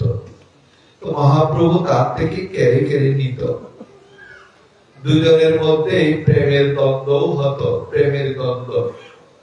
মহাপ্রভু যখন এই নদিয়া ছেড়ে লীলাচলে চলে গেলেন, এই যে শ্রীধর হাসা বন্ধ করলেন। যেদিন মহাপ্রভু চলে গেলেন আর নদিয়ার বাজারে কোলা তোর মোছা নিতে আসেন না, সেদিন থেকে আর তিনি হাসেন নাই, শুধু কাঁদেন। তোর মোছা কোলা বিক্রি করেন বটে, কিন্তু তার হৃদয়ে কিন্তু ব্যথা যে আমার প্রভু আর আসে না, প্রভু আমার কাছ থেকে ঝগড়া করে আর তোর মোছা নেয় না। এই যে হাসা বন্ধ করলেন, 1 বছর বন্ধ থাকতো। আবার যখন ওই রথযাত্রা উপলক্ষে যেতে, মহাপ্রভুকে দেখতে, তোর মোচা নিয়ে যেতে, আবার হাসতে। এই লীলাটি বলার অর্থ হচ্ছে ভগবানের প্রতি যদি আকুলতা না থাকে, ভগবানকে না পাওয়ার যদি বেদনা না থাকে, ভগবানকে পাওয়া যায় না। তো মহাপ্রভু যখন গম্ভীরায় ছিলেন, ওই সময় এখনো রথযাত্রার পূর্বে উড়িয়া গড়িয়া মিলন হয়। দেখবেন এক বাংলা থেকে গিয়েছেন অনেক ভক্তরা, তার মধ্যে গোবিন্দ ঘোষ, বাসু ঘোষ, মাধব ঘোষ চৈতন্য লীলাটাকে মূলত জীবন্ত করেছে, প্রচার প্রসার করেছেন কিন্তু এই 3 ঘোষ। গোবিন্দ ঘোষের সে কথা যদি গৌর না হইত কেমনই হইত, কেমনই দরিতাব্দে রাধার মহিমা প্রেম রস সীমা জগতে জানাত কে, এটি বলেছেন কে? বাসু ঘোষ। তা গোবিন্দ ঘোষ সবার সাথে গিয়েছেন। তাই গিয়ে মহাপ্রভুর সে উন্মাদ ভাব, মহাপ্রভুর মধ্যে যখন রাধা ভাবের বিকার দেখা দিত, রা বলতে পারত আর ধা বলতে পারত না। অমনি ওই রাধা প্রেমে যে, রাধা নামে যেহেতু প্রেম এক উন্মাদনা, রাধা প্রেমের বাতাসে মহাপ্রভু পড়ে যেতেন দুলায়। শুধু তাই না, কৃষ্ণ কৃষ্ণ বলে গম্ভীরার দেওয়ালে চোখ মুখ কান জিহ্বা শুধু কষ্টে। কেন? না পাওয়ার জন্য। দেখবেন আমরা কোনো কিছু যখন পেতে চাই, যখন পাই না, তখন কিন্তু আমরা এরকম করি। তাই গোবিন্দ ঘোষ গিয়ে দেখলেন প্রভুর এই অবস্থা, যে গৌরকে প্রাণের থেকেও বেশি ভালোবাসি, নদিয়ায় গৌরের সাথে থাকতাম, সেই গৌরের এই অবস্থা। গোবিন্দ ঘোষ থেকে গেলেন, আসলেন না। মহাপ্রভু সেবা করছেন প্রাণ ভরে, প্রেম ভরে। তো একদিন মহাপ্রভু বলতে লাগলেন, গোবিন্দ, ভাবছি মধুময় বৃন্দাবনে যাব, গোবিন্দ গোপীনাথ দেখব, তার পূর্বে একটু ইচ্ছা সুরধনী গঙ্গাকে দর্শন করব, মাতৃভূমিকে। তাই গোবিন্দকে সাথে করে নিয়ে আসলেন নবদ্বীপে, যা পূর্বে অগ্রদ্বীপে। এসে এক ভক্তের বাসায় বাড়িতে আতিথেয়তা গ্রহণ করেছেন। ভোজন শেষে মহাপ্রভু বললেন, গোবিন্দ মুখশুদ্ধি দিবে না? তো গোবিন্দ ঘোষ ভিক্ষা করে 2টি হট্টকি পেয়েছেন। একটি মহাপ্রভু পদ্মহস্তে দিলেন, আর একটি কোমরে গুঁজে রাখলেন। কেন? কালকেও তো চাইতে পারে প্রভু আপনার। পরদিন ঠিক আরেক গৃহে ভোজন শেষে বলতেন, গোবিন্দ মুখশুদ্ধি নেই, গোবিন্দ ঘোষ আর দেরি করলেন না, সঞ্চিত করে রেখেছেন, সঞ্চয় করেছেন, ওটি নিয়ে প্রভুর হাতে দিলেন। অন্তর্যামী ভগবান বুঝতে পেরে মহাপ্রভু বলছেন, গোবিন্দ আমি সন্ন্যাস ধর্ম গ্রহণ করেছি, তোমারও ইচ্ছা সন্ন্যাসী হবার, এহেন আচরণ জানো না সন্ন্যাসীদের সঞ্চয় করা অপরাধ, তাই তুমি তো আমার সন্ন্যাস ধর্মে কালিমা লেপন করেছ, যাও তোমাকে আমি ত্যাগ করলাম। মহাপ্রভুর চরণ সেবা করেছেন রাধা কৃষ্ণ মিলে গৌর, সেই গৌর চরণ হারা হয়ে গোবিন্দ ঘোষ অদরে কাঁদছেন আর প্রভুকে বলছেন, প্রভু ক্ষমা করে দাও, আর ভুল হবে না। কিন্তু স্বতন্ত্র ঈশ্বর মহাপ্রভু অটল অবিচল। মহাপ্রভু চলে যাচ্ছে, গোবিন্দ ঘোষকে ত্যাগ করে। গোবিন্দ ঘোষ এই যে গৌর হারা বেদনা সহ্য করতে না পেরে, কারণ চৈতন্য চরিতামৃত বলেছে এই কৃষ্ণ প্রেমটি কিরকম জানেন, অগণিত কৃষ্ণ প্রেম যেন জামরুদ হে, হেন প্রেমানি লোকে না হয় যদি হয় যোগ, না হয় বিয়োগ, বিয়োগ হইলে কবো না দিও। এই কৃষ্ণ প্রেম যাদের হয়েছে, যদি কোন ক্রমে কৃষ্ণ সেবা থেকে বঞ্চিত হয়, বিয়োগ হয়, সে আর বাঁচে না প্রাণে। গোবিন্দ ঘোষ মহাপ্রভু যখন চলে যাচ্ছে তখন একটি কথা বলছে কেঁদে কেঁদে, প্রভু তুমি ভগবান আর আমি তোমার দাস। এই দাসেরও নিবেদন শুনে রাখো, তুমি যদি 15 দিনের মধ্যে যদি এসে দর্শন না দাও, তাহলে এই দাসকে আর তুমি পাবে না। মহাপ্রভু চলে গেলে একদিন, দুদিন, 3 দিন যায়, আহার নেই, নিদ্রা নেই, শুধু একই কথা জপ করছে, একই শব্দ, হাগৌর হাগৌর প্রাণ গৌর। এভাবে 13 দিন যখন অতিক্রম হলো, আর প্রাণ রাখতে পারছেন না, কারণ এই যে ভগবান হারাতে বেদনা। মুরারিগুপ্ত দেখে, মুরারিগুপ্ত ভাবছেন মহাপ্রভু আগে যাবেন, সেজন্য একটি চাকু রেখে দিয়েছেন আত্মহত্যা করতে। প্রভু জগৎবন্ধু সুন্দর লীলা দেখুন, শ্রীপাদ মহেন্দ্রজি যখন সেবা পেলেন, সেবা থেকে বঞ্চিত হলেন, আর প্রভুর সেবা নিচ্ছেন না, তখনই সেবা বঞ্চিত হয়ে মহেন্দ্রজি শুধু কাঁদে। বাদল বিশ্বাস বলতেন, মহে তুই এভাবে কাঁদিস না, প্রভুর সেবা ভাগ্য পাবি। তাই প্রভুর দর্শন পাচ্ছেন না, এসছেন প্রায় 7 মাস হয়ে গেল, প্রভু দর্শন দিচ্ছেন না। তখন শ্রীপাদ মহেন্দ্রজি ভাবলেন, এই মাসে যদি দর্শন না দেয় তাহলে এই দেহে প্রাণ রাখবো না। তাই শ্রীপাদ মহেন্দ্রজি প্রাণ ত্যাগ করতে যাবেন, তখনই প্রভু দর্শন মিলল। সেই লীলাটি একদিন শুধু বলে বিস্তারিত বলব। অর্থাৎ আমি বলতে চাচ্ছি, ভগবানের সেবা থেকে যারা বঞ্চিত হয়েছে, তারা কিন্তু আর প্রাণ রাখতে পারেন না। গোবিন্দ ঘোষ 13 দিন পর 14 দিনের দিন ভাবলেন, প্রভু আমার আসলো না, এ দেহে আর প্রাণ রাখাও সম্ভব না। তাই তিনি 1 পা 2 পা করে গঙ্গায় তিনি ডুব দিচ্ছেন, সংকল্প করেছেন গঙ্গায় ডুবে আত্মহত্যা করবেন।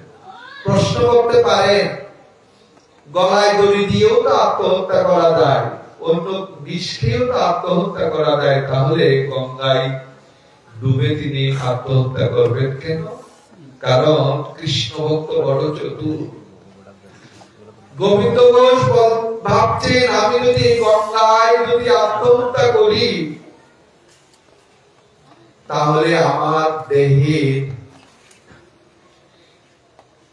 দেহটি গঙ্গার তরঙ্গের সাথে সাথে আন্দোলিত হয়ে ঢেউয়ের তালে তালে এই দেহ যদি ছিন্ন বিচ্ছিন্ন হয়ে ক্ষুদ্র অংশ যদি ভাসতে ভাসতে আমার প্রভু গৌর যেই গঙ্গায় স্নান করে রামকেলির গঙ্গায়, প্রভু যখন স্নানে নামবে তখনই তার চরণে আমার ওই দেহের ক্ষুদ্র অংশ গিয়ে প্রণাম নিবেদন করতে পারবে। গোবিন্দ ঘোষ জলে ডুবছে, উষ্ঠাগত প্রাণ, আর কেঁদে কেঁদে বলছে, হাগো প্রাণ গো, এই জন্মে হয়তো আর তোমার দেখা হবে না, তবে তুমি কৃপা করে যেই কয়দিন সেবা ভাগ্য দিয়েছ হৃদয়ে লেগে আছে, যেন মৃত্যুর পূর্ব পর্যন্ত আমার হিয়ার মানিক তুমি হিয়ায় থাকো। তোমার কাছে শেষ নিবেদন, এখনই প্রাণ চলে যাবে। আমি যেগুলো জন্মগ্রহণ করি মৃত্যুর পরে, কীট পতঙ্গ পশু পক্ষী বৃক্ষ তরুলতা, তুমি আমাকে মরে লবে মনের মতো করে গঠন করে। আমি যেই কুলে জন্মগ্রহণ করি তুমি কৃপা করে তোমার চরণে আমাকে স্থান দিও, শুধু একটুকু নিবেদন। এরপরে যে আত্মহত্যা করতে যাচ্ছে, নিষ্ঠাগত প্রাণ ডুবে যাচ্ছে, মহাপ্রভু একটি পাথর ভাসিয়ে দিয়েছেন গঙ্গা। বিপরীত দিক থেকে ওই পাথর এসে যতই ডুবার চেষ্টা করছেন, পাথর এসে ধাক্কা দিচ্ছে, আর আত্মহত্যা করতে পারেনি। ক্রোধে ওই পাথরটিকে গোবিন্দ ঘোষ তুলে আবর্জনা ছুঁড়ে মেরে দিলেন। মহাপ্রভু আসলেন। মহাপ্রভু আসার পর গোবিন্দ ঘোষ মহাপ্রভুর চরণে বক্ষ পেতে দিলে, বলতেন, প্রভু তুমি যদি না আসতে দেহে প্রাণ থাকতো না। মহাপ্রভু বলতে লাগলেন, গোবিন্দ পাথরটি কোথায়? কেন প্রভু? ওই পাথরই তো আমাকে আত্মহত্যা করতে দেয়নি, তাই আমি রেগে ওই পাথর আবর্জনায় ছুঁড়ে মেরেছি। কি করলি গোবিন্দ? তুই যখন আমাকে স্মরণ করছিস, আমি অন্তরে তোর কথা বুঝতে পেরে একটি পাথর কৃষ্ণ নাম লিখে ভাসিয়ে দিয়েছি। কৃষ্ণ নামের এতই প্রবল শক্তি, ওই পাথরটি ভাসতে ভাসতে এসে তোর জীবন রক্ষা করেছে, আর তুই ছুঁড়ে মেরেছিস। গোবিন্দ ঘোষ দৌড়ে গিয়ে ওই পাথরটি নিয়ে আসলে।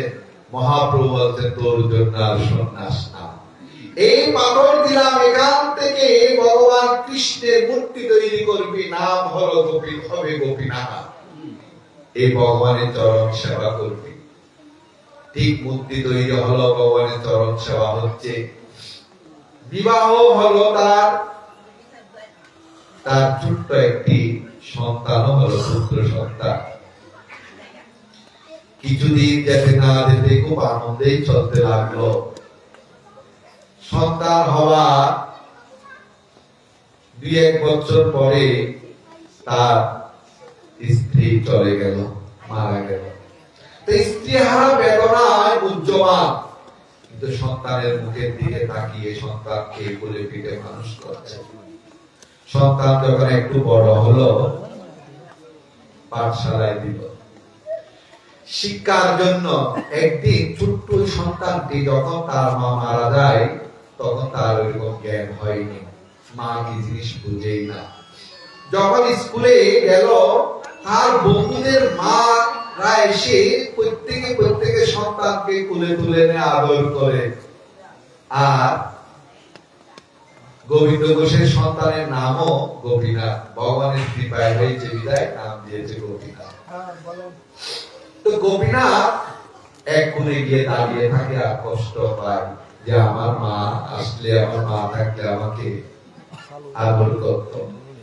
পিতাকে এসে পরদিন বলছেন, পিতা আমার বন্ধুদের প্রত্যেকের মা আছে, সবার মা এসে তাদেরকে আদর করে চুম্বন দিয়ে খেতে দেয়, কিন্তু আমাকে তো কেউ খুলে তুলে নেয় না, আদর করে না। আমার মা কোথায়? গোবিন্দ ঘোষ ব্যথা বিরহ বুকে চাপিয়ে বলছেন, গোপীনাথ আমি তোর মা, আমি তোর পিতা, আর কোটি জিজ্ঞেস করিস না তোর মা কোথায়। এইভাবে আরো কিছুদিন যাওয়ার পর ছোট্ট শিশুর মনে ডাকলো যে আমার বাবা বলছেন তিনি আমার মা, তিনি আমার বাবা। দেখি আমার বন্ধুদের মারা শাড়ি পরে, শাঁখা পরে, সিঁদুর পরে, আমার বাবা তো শাঁখা সিঁদুর পরে না। ছোট্ট শিশুর মনোভাব। এসে প্রশ্ন করলেন, পিতা তুমি বলেছো তুমি আমার মা, কিন্তু আমাদের বন্ধুদের মারা তো শাড়ি পরে, শাঁখা পরে, সিঁদুর পরে, তুমি তো করো না। আমার মা কোথায় বলো তো বাবা? তখন গোবিন্দ ঘোষ ব্যথা দুঃখে কষ্টে ভগবানের মূর্তি দেখিয়ে দিয়ে, গোপীনাথের মূর্তি দেখিয়ে দিয়ে তার সন্তানকে বলল, ওই গোপীনাথই জানে তোর মা কোথায়, সে জানে কোথায় রেখেছে। এই বলে তিনি গঙ্গা স্নানে চলে গেলেন। ছোট্ট শিশুটি করজোড়ে ভগবান গোপীনাথের মূর্তির সামনে দাঁড়িয়ে বলতে লাগলে, ভগবান আমি তো তোমার পূজা দিতে পারি না, তোমার পূজা কিভাবে দিতে হয়, কিভাবে ভক্তি করতে হয় আমার জানা নেই। তবে তোমার কাছে তো জীবনে কিছু চাইনি, আজকে আমাকে একটি জিনিস দিবে। কি? আমার বাবা বলেছে তুমি নাকি জানো আমার মা কোথায় আছে। আমার বড্ড ইচ্ছে করে আমার মায়ের কোলে ঘুমিয়ে পড়তে, কিন্তু আমি তো মায়ের কোলে ঘুমিয়ে পড়তে পারি না। তুমি আমার মাকে ফিরিয়ে দাও গোপীনাথ। এইভাবে যখন আত্মনাদ করছে, অনেকক্ষণ যাবৎ কাঁদছে, কাঁদতে কাঁদতে হিসকা উঠে গেল। গোবিন্দ ঘোষ পেছন থেকে এসে দেখলেন তার পুত্রের অবস্থা। পেছন থেকে গিয়ে তখন জড়িয়ে ধরলো, বুকে নিল।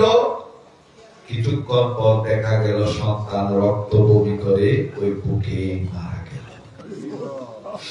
স্ত্রী হারা হয়েছেন আগে, এখন একমাত্র অবলম্বন, একমাত্র সন্তান চলে গেল বিদায় নিয়ে।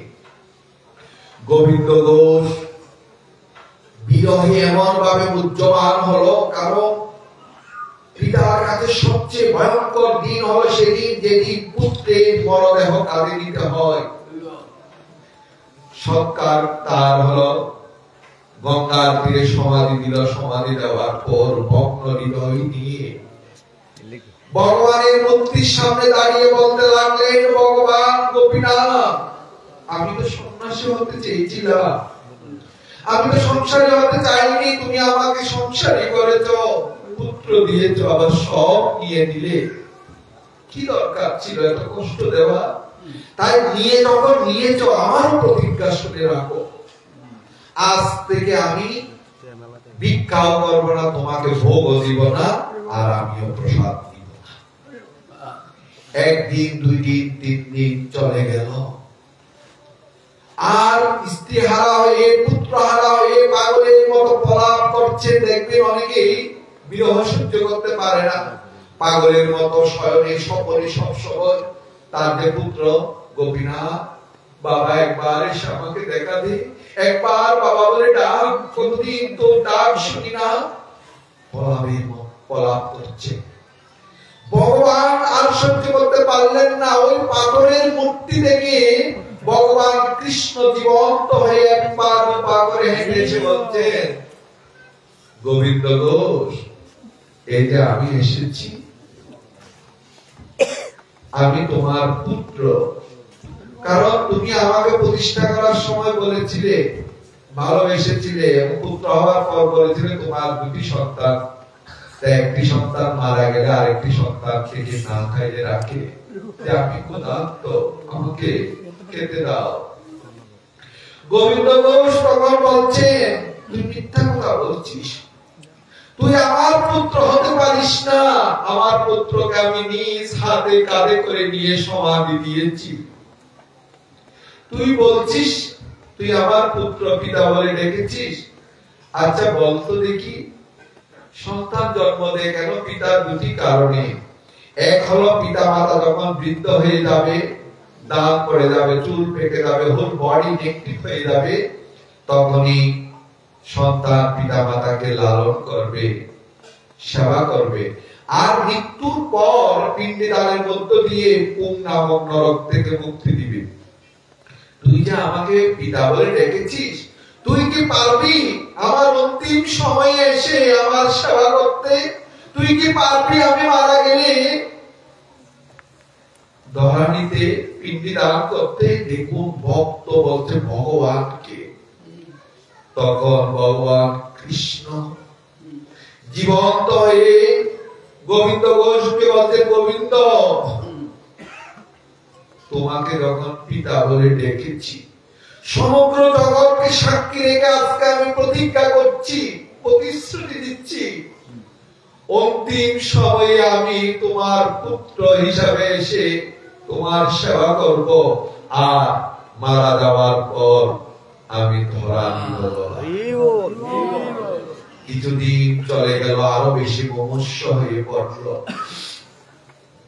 স্ত্রী হারা পুত্র হারা বেদনায় যখন মুমূর্ষ হয়ে গেল, গোবিন্দ ঘোষ অন্তিম সময় সমাগত, তখন একটি কথাই বলছেন, গোপীনাথ আয় বাবা, একবার এসে দেখা দে, বড্ড ইচ্ছে হচ্ছে তোকে দেখা।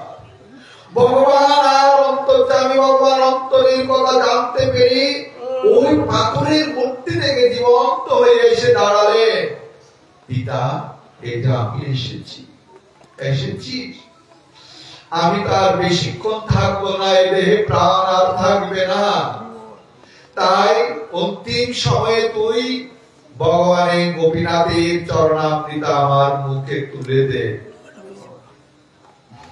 ভগবান কৃষ্ণ হয়ে সেদিন সেই চরণামৃত তুলে দিলে। এরপর গোবিন্দ ঘোষ বলছেন, পুত্র আমার মাথার পাশে করতাল আছে, একবার তুই করতাল বাজিয়ে আমাকে মধুমাখা কৃষ্ণ নাম শোনা।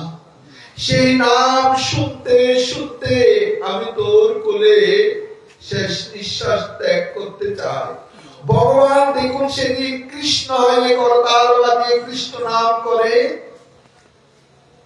পিতা গোবিন্দ ঘোষকে নাম শোনালেন, আর গোবিন্দ ঘোষ নাম শুনতে শুনতে দুনয়ন ভরে সেই ভগবানের রূপ লাবণ্য আস্বাদন করতে করতে ভগবানের কোলে শেষ নিঃশ্বাস ত্যাগ করলেন। ভোরবেলা উঠে একটি বালকের রূপ ধারণ করে ভগবান কৃষ্ণ নিজে পাড়াপড়শিকে ডেকে বলতে, ওগো পাড়াপড়শি, তোমরা জানো না আমার পিতা মারা গিয়েছে, আসো। সবাই আসলো। ভগবান সেদিন নিজে কাঁধে করে গোবিন্দ ঘোষের সৎকার করল এবং পূজারীকে স্বপ্ন দেখালেন, পূজারী তুমি জানো না আমার পিতা গোবিন্দ ঘোষ মারা গিয়েছে, আমার মূর্তিতে এখনো রাজবেশ অলংকার কেন পরিয়ে রেখেছো? খুলে দাও, আমার গলায় তুমি ধরা পরিয়ে দাও। এটি কিন্তু কোন কল্পিত কথা নয়, কাহিনী নয়। এখনো দেখবেন অগ্রদ্বীপে গোপীনাথ, ওই গোপীনাথকে চৈত্র মাসের একাদশী তিথিতে ভগবানের গলায় ধরা পড়ানো হয় এবং 1 মাস পর পিণ্ডদান করানো হয়। অর্থাৎ ভগবান শ্রীকৃষ্ণ বলেছেন গীতায়, অন্তকালে চ মামৈবং শরণং মুক্তা কলেবরং ইয়প্রয়াপিয়াপি নত্র সংশয়। হে অর্জুন, তুমি সমগ্র জগৎবাসীকে বলে দাও প্রতিজ্ঞা করে, শেষ নিঃশ্বাস ত্যাগ করার পূর্বে যে যে ভাবনা নিয়ে যদি কারো কেউ না থাকে, আমি তার অন্তিম সময়ে এসে উপস্থিত হব যদি আমার চরণে আত্মনিবেদন করে। এই যে ভগবানের প্রতি যে আত্মসমর্পণ, ভগবানের প্রতি যে আত্মনিবেদন, দেখবেন নববিধা ভক্তির মধ্যে দাস্য সূক্ষ্ম বন্ধন অর্জন প্রধান হলো, শেষ হলো আত্মনিবেদন। এই আত্মনিবেদনটি ভগবান চান। আত্মনিবেদন যদি ভগবানের চরণে করতে পারি, ভগবান যদি কৃপা করে আপনার হয়ে যায়, তাহলে এই জগৎ সংসারে আর কোনো কিছু আপনার অভাব হবে না। এই আত্মনিবেদনটি যে কিরূপ তার একটি দৃষ্টান্ত দেওয়ার চেষ্টা করব। প্রভু বন্ধু সুন্দরের লীলায় বীর ভক্ত বাদল বিশ্বাস, বাদল বিশ্বাসী কথা বলতে গিয়ে বরেণ্য দার্শনিক মহানামরত ব্রহ্মচারী বলেছেন, যার জগৎ বন্ধু বলতে হৃদয়ে প্রবল বল, আর জয় জগৎ বন্ধু বলতে প্রেমে যার অশ্রু থেকে জল গড়িয়ে পড়ে, তিনি হলেন বাদল।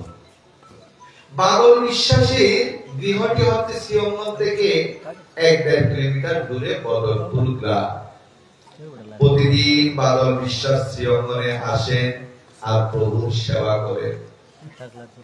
একদিন তার স্ত্রী, কারণ প্রভু কঠোর ব্রহ্মচর্যের মূর্তি ছিলেন,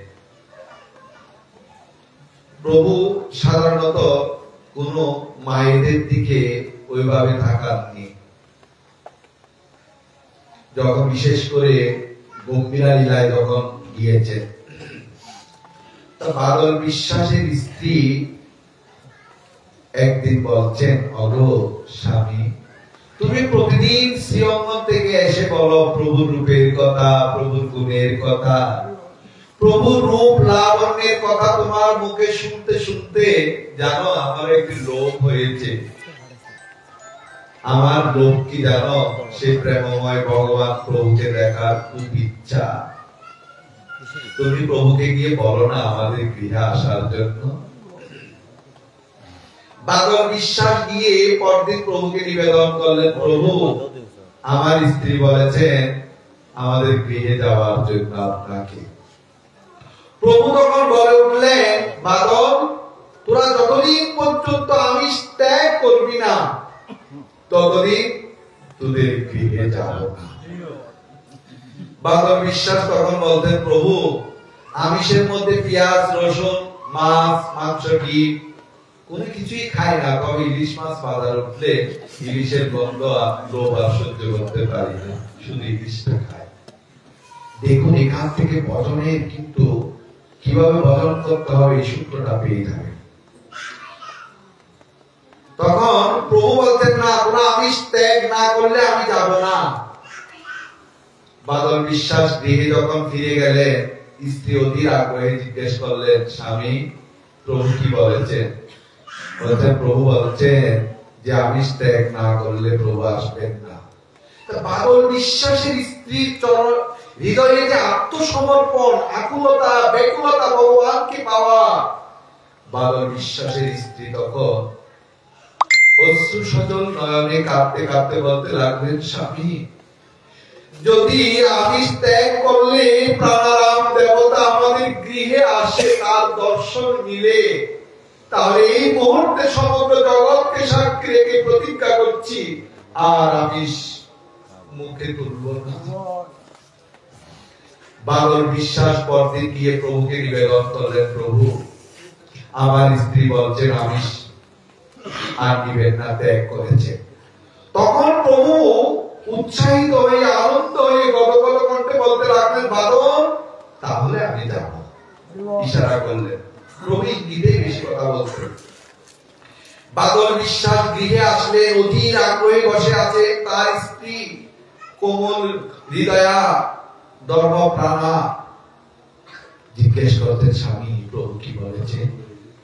অধীর আগ্রহ। তখন বাদল বিশ্বাস বলতেন, হ্যাঁ প্রভু আসবেন বলছে। প্রভু আসবে এই কথা শোনার পর বাদল বিশ্বাসের স্ত্রী আনন্দে আত্মহারা, সারা রাত ঘুমাতে পারেননি, ভাবছে প্রভু আসবে, প্রভু কিভাবে আসবে, প্রভু কখন আসবে, আর প্রভু আসলে প্রভুকে কি দিব খেতে? আমরা তো কাঙ্গাল, গৃহে তো তেমন কিছু নেই।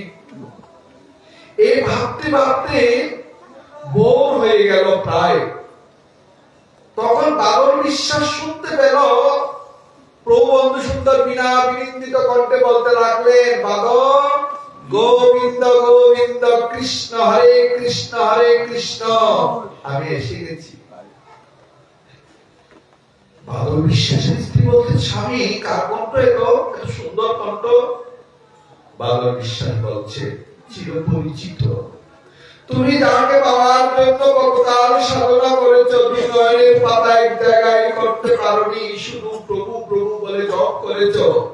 তোমার সাধনার ধন সিদ্ধ বস্তু ব্রজে যিনি রসের প্রবর্তন করেছে, নদিয়ায় যিনি সাধক হয়েছে, আর মহোদ্ধারণ লীলায় যিনি বিতরণ করছে, সেই প্রেমময় প্রভুই আসছে।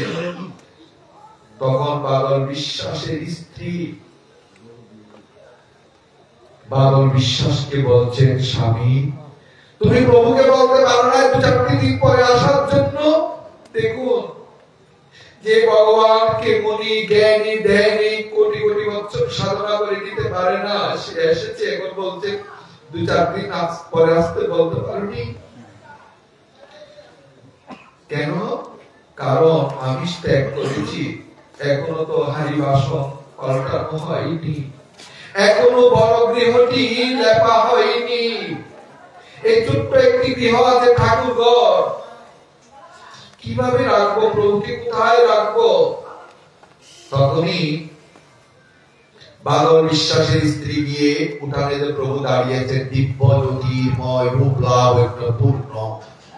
কারণ ভগবানের জ্যোতিটা এত বেশি লাবণ্যপূর্ণ। আপনারা জানেন, অর্জুনকে যখন বিশ্বরূপ দর্শন করিয়েছেন ভগবান, শ্রীমদ্ ভগবত গীতায় বলেছেন, এই পৃথিবী থেকে 13 লক্ষ গুণ বড় হলো সূর্য, সেরকম অনন্ত কোটি সূর্য একই জায়গায় একীভূত হলে যে আলোক রশ্মি হবে, ঠিক ভগবানের সে রশ্মিটা কিন্তু এর থেকেও বেশি। আপনারা হয়তো জানেন, ভারতের প্রধানমন্ত্রী ছিলেন জওহরলাল নেহেরু। তিনি মার্কিন যুক্তরাষ্ট্রে গেছেন কেন? অ্যাটম বোমা তিনি তৈরি করছেন, নাম হলো ওপেনহাইমার, তাকে দেখার জন্য। গিয়েই তিনি তার সাথে দেখা করলেন আর বলছেন, আচ্ছা আপনি যে অ্যাটম বোমা তৈরি করেছেন, কিভাবে করেছেন? কারণ অ্যাটম বোমা তৎকালীন সময়ে সবচেয়ে বিস্ফোরক একটি বোমা, মারণ বোমা। তখন ওপেনহাইমার বলতেন, কেন? এর সূত্র অনুপ্রেরণা পেয়েছে আমি আপনাদের শাস্ত্র শ্রীমদ্ ভগবত গীতা থেকে। গীতায় অর্জুনকে যে বিশ্বরূপ দেখিয়েছে, যে ত্যাগ রশ্মি প্রকাশিত হয়েছে, ওখান থেকে মূলত আমি সূত্রটা নিয়ে এই একটা বোমা তৈরি করেছি। তা প্রভু অন্ত সুন্দরের দিব্য জ্যোতির্ময় রূপ, এই রূপ যে দেখেছে সেই জানে। শাস্ত্রে বলেছে, ইয় পশ্যতি সপশ্যতি। প্রভুকে দর্শন করে বাদল বিশ্বাসের স্ত্রী প্রভুর চরণে গিয়ে প্রণাম নিবেদন করে মনে মনে বলতে লাগলেন, প্রভু তুমি এসেছো, কোথায় রাখবো, কি খেতে দিব, কিছুই তো নেই। প্রভুকে নিয়ে গেলে ছোট্ট একটি ঘর, ওই ঘরে প্রভু তো চারিহস্ত পুরুষ, দৈর্ঘ্য বিস্তারে চারিহস্ত কায় চৈতন্য দেবের মতো অগতি সম্ভব আনন্দ দৈব চন্দ্র সত্যি হতে চন্দ্র। প্রভু যখন ঘরে ঢুকছেন, ওই চৌকাঠে মনে হচ্ছে লাগবেন, কারণ 4 হাত পুরুষ দিব্য জ্যোতির্ময়। বাদল বিশ্বাসের স্ত্রী হৃদয়টি ব্যথায় বেঁকে যাচ্ছে। প্রভুকে বসিয়েছে, বসানোর পর শাক, অন্ন, জাফরা, ফলের রস, কাঁচা পেয়ারা প্রভুকে দিলে প্রভু প্রাণ ভরে সেবা দিলেন। সেবা দেওয়ার সময় যে বাদল বিশ্বাসের স্ত্রীর যে আকুলতা ব্যাকুলতা প্রভুকে দিয়েছেন বটে, দেওয়ার আগে যখন প্রভুর সামনে নিচ্ছেন, যেন তার নয়ন জলে ওই অন্ন ব্যঞ্জন গুলি যেন ভিজে যাচ্ছে। যে প্রভু তুমি এসেছো করুণার ঠাকুর কাঙ্গালের ঘরে, শুনেছি তোমাকে কাঙ্গাল বলে ডাকে, কাঙ্গালের ঠাকুর বলে ডাকে, তাই এসেছে যখন দেওয়ার মতো তা আমার সামর্থ্য নেই, এই গ্রহণ করো। এইভাবে প্রভু একদিন না, বিদুরের সাগন্য গ্রহণ করেছে, বিদুরের স্ত্রীর একদিন। আর প্রভু জগৎবন্ধু সুন্দর এভাবে 3 দিন রয়ে গেলেন ছোট্ট একটি গৃহের মধ্যে। জ্যৈষ্ঠ মাসে প্রচন্ড তাপ। প্রভুর এক ভক্ত ছিল ডাক্তার পূর্ণচন্দ্র। পূর্ণচন্দ্র সময় পেলে খুব ভালো ডাক্তার, যশস্বী, নারায়ণগঞ্জ মানিকগঞ্জ বাড়ি। পূর্ণচন্দ্র সুযোগ পেলে শ্রীঅঙ্গনে চলে আসেন প্রভুকে দেখার জন্য। শ্রীঅঙ্গনে এসে দেখেন কি প্রভু নেই। কোথায়? বদরপুর। দৌড়ে চলে আসলেন প্রভুকে দেখার জন্য।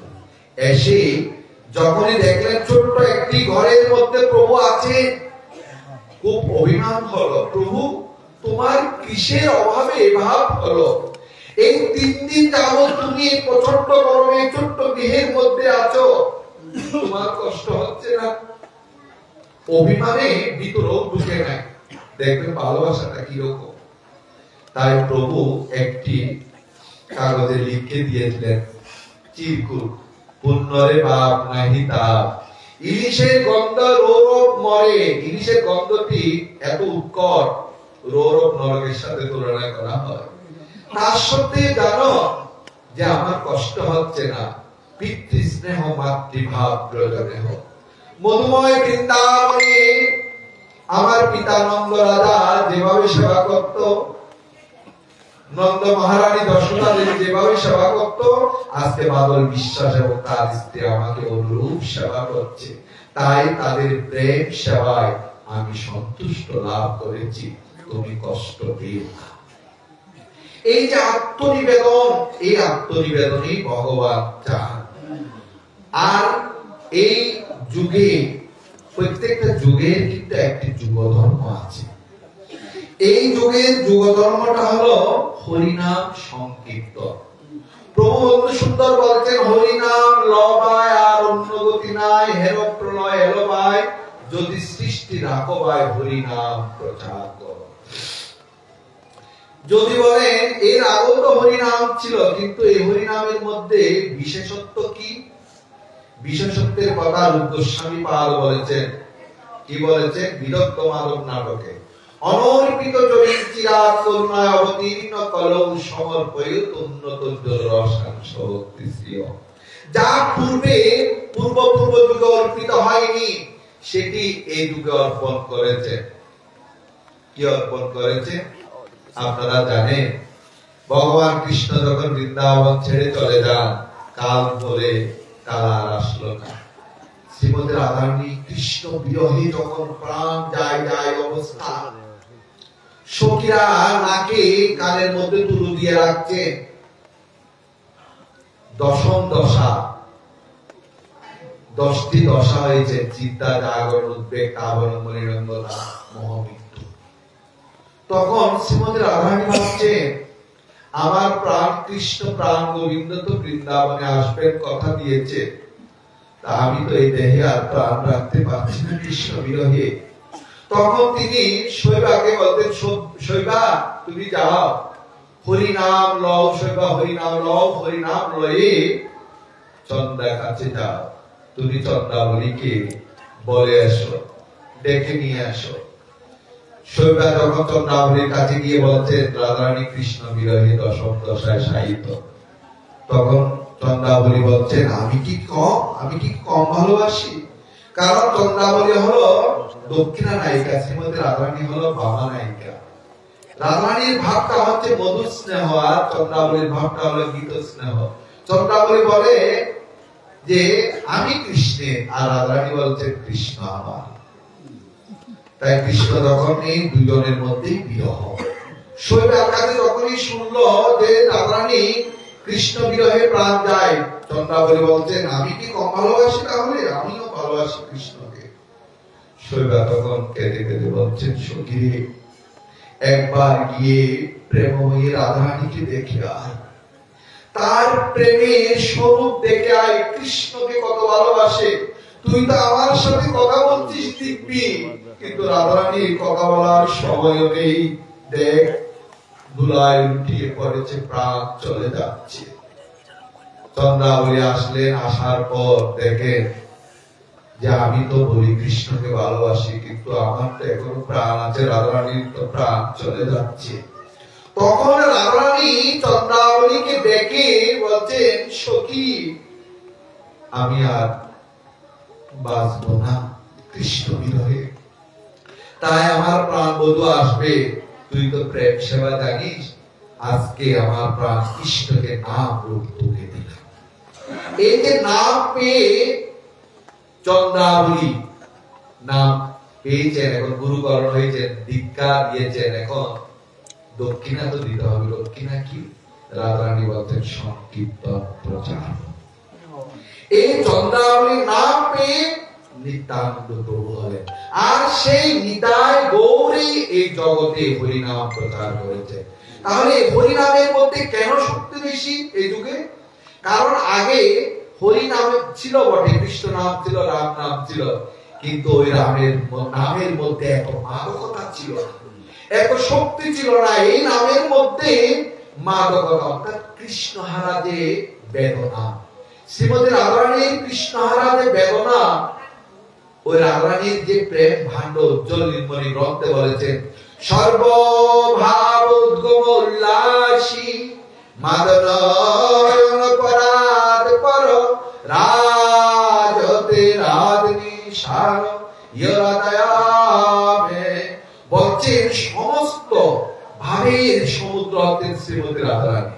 আর চন্দ্রাবলীকে যখন নাম দিলেন না, সমস্ত ভাব চন্দ্রাবলীকে সমর্পণ করলেন। এই যে রাধারানীর যে প্রেম ভাণ্ড, এই ভাণ্ডটি পেয়েছেন কে? চন্দ্রাবলী। চন্দ্রাবলী হয়েছেন নিতাই, আর এই নিতাই সে নাম প্রচার করেছে, যার কারণে এই নামের মধ্যে এত শক্তি, এত প্রেম। তাই এই নামের একটি দৃষ্টান্ত দিয়ে বিশ্রাম দান করব। এই যে হরি নামে যে কত শক্তি, বিশ্ববর্ণ দার্শনিক যখন দ্বিতীয় বিশ্বধর্ম সম্মেলনে গেলেন, 63টি শহর, 400 প্রায় বেশি বক্তৃতা করেছেন। বিভিন্ন স্কুল, কলেজ, বিশ্ববিদ্যালয় হতে শুরু করে ক্লাব, বিভিন্ন জায়গায়। তো একদিন একটি ক্লাবে তিনি হরি নামের মাহাত্ম্য বর্ণনা করছেন। সেই জায়গায় তিনি বলেছেন, আমার গুরুদেব শ্রীপাদ মহেন্দ্রজি ফরিদপুর শ্রীঅঙ্গনে একটি অখণ্ড হরিনাম কীর্তন প্রতিষ্ঠা করেছে। সবাই জিজ্ঞেস করলেন কেন? কারণ ওই হরিনাম কীর্তন 24 আওয়ার্স চলছে। ওই হরিনাম কীর্তন এই জগতের কল্যাণের জন্য প্রতিষ্ঠা করা হয়েছে। একজন দাঁড়িয়ে বলছেন, ফরিদপুর থেকে আমেরিকার দূরত্ব হলো 15,000 কিলোমিটার দূরে, ওখানে হরিনাম করলে আমাদের কি কল্যাণ হবে?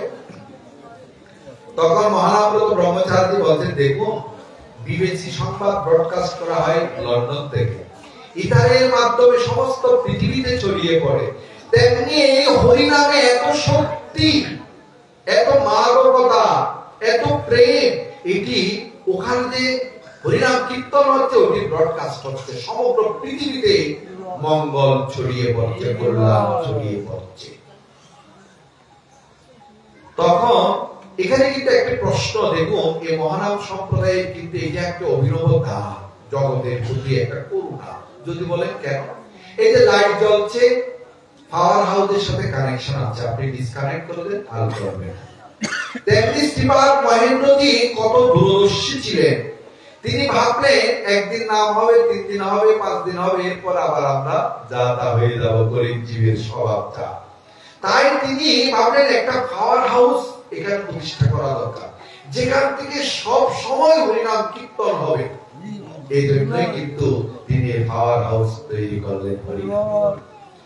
একজন লেডি তখন দাঁড়িয়ে বলছেন, আচ্ছা ব্রহ্মচারী, আপনি হরিনামের এত শক্তির কথা বলেছেন, তা আপনাদের ভারতীয়রা দেখি কীর্তন করেন না? কীর্তনও বলতে পারে না, কীর্তন করেন না দেখি। আমি শুনেছি কীর্তন করতে করতে একজন আরেকজনকে কাঁদতে কাঁদতে প্রেমে গলাগলি করে এমন ভাবে জড়িয়ে ধরেন আর গড়াগড়ি করেন।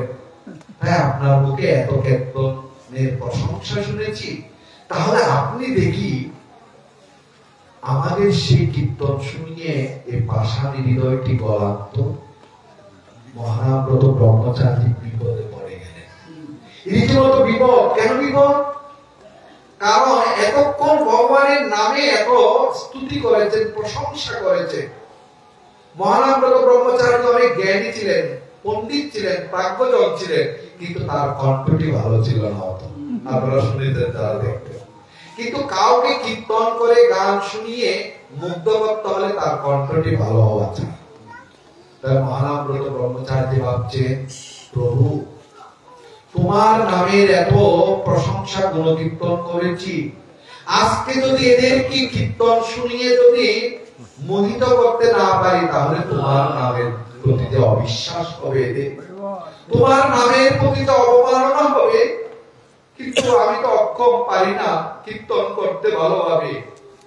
তখন নয়ন বন্ধ করে ভগবানের চরণে প্রার্থনা করছেন, প্রভু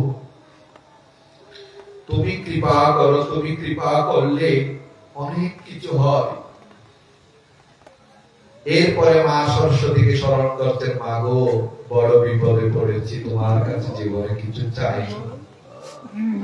আজকে যদি এই হরি নামে এদেরকে যদি মুক্ত করতে না পারি, মাতাতে না পারি, তাহলে তোমার স্বামীর নামের প্রতি অবিশ্বাস হবে এদের। তাই তুমি কণ্ঠে অধিষ্ঠিত হও, প্রভুকে বলতে, প্রভু যে লক্ষ জনের মাঝে যদি পড়ে থাকে যদি যন্ত্র, তুমি তো যন্ত্রী, তুমি বাজাতে পারো। তাই আজকে আমি তোমার কাছে আত্মসমর্পণ করে বলছি, প্রভু আমার জন্য না, তোমার নামে যেন এদের অবিশ্বাস না হয়, তুমি কৃপা করে যন্ত্রটি বাজিয়ে নাও। করতাল বের করে 10 মিনিট হরিনাম কীর্তন করছেন। এই কিন্তু কোনো 100 বছর বা 500 বছর আগের ঘটনা না, মহানন্দ ব্রহ্মচারীর জীবনে, বাস্তব জীবনের লীলা। 10 মিনিট তিনি মধুমাখা হরিনাম কীর্তন করছেন, আর নয়ন জলে কাঁদতে লাগলেন। কেন? ভয়ে, আমার কণ্ঠটা তো ভালো না, কীর্তন করছি কিন্তু কিছুক্ষণ পর তো ওরা আমাকে নিন্দা করবে, নিন্দা শুনতে আমার কষ্ট হবে না, কিন্তু আমার প্রভুর নামে যে ওদের অবিশ্বাস হবে, আর অবিশ্বাস ফলে এদের অহংকার হবে। দেখুন সাধুর চিন্তা। 10 মিনিট কীর্তন শেষ হয়ে গেল, নয়ন মেলে দেখেন কি অভাবনীয় দৃশ্য। শত শত যে নরনারী ছিল, যারা অবিশ্বাসী ছিল, তারা দেখেন কি মহানন্দ ব্রহ্মচারীর কীর্তন করা শেষ, বন্ধ হয়ে গেল এখন, কিন্তু তাদের হৃদয়ে যে কীর্তন তিনি স্ফুরিত করে দিয়েছেন, সেই কীর্তন আর বন্ধ হলো না। নরনারী প্রত্যেকে একজন আরেকজনকে জড়িয়ে ধরে ওই মাটিতে গড়াগড়ি করে আরো 8 ঘন্টা কাঁদলো। 8 ঘন্টা পর উঠে ব্রহ্মচারীজিকে বলছেন, ব্রহ্মচারীজি সত্যি আপনাদের ওই নামে যে কি শক্তি, কি উন্মাদনা, কি প্রেম, এতক্ষণ যে আমরা কোন প্রেম সাগরে ডুবে রয়েছিলাম বুঝতে পারিনি। তাই আপনার চরণে নিবেদন, আপনি যে কয়দিনে এই আমেরিকায় থাকবেন, অন্তত পক্ষে আমাদের ইচ্ছা প্রতিদিন শোনার, কিন্তু সেই সুযোগটা হবে না। অন্তত পক্ষে মাসে একদিন এই মধুমাখা হরিনাম শ্রবণ করিয়ে আমাদের হৃদয় মনকে শান্ত করে দেবে।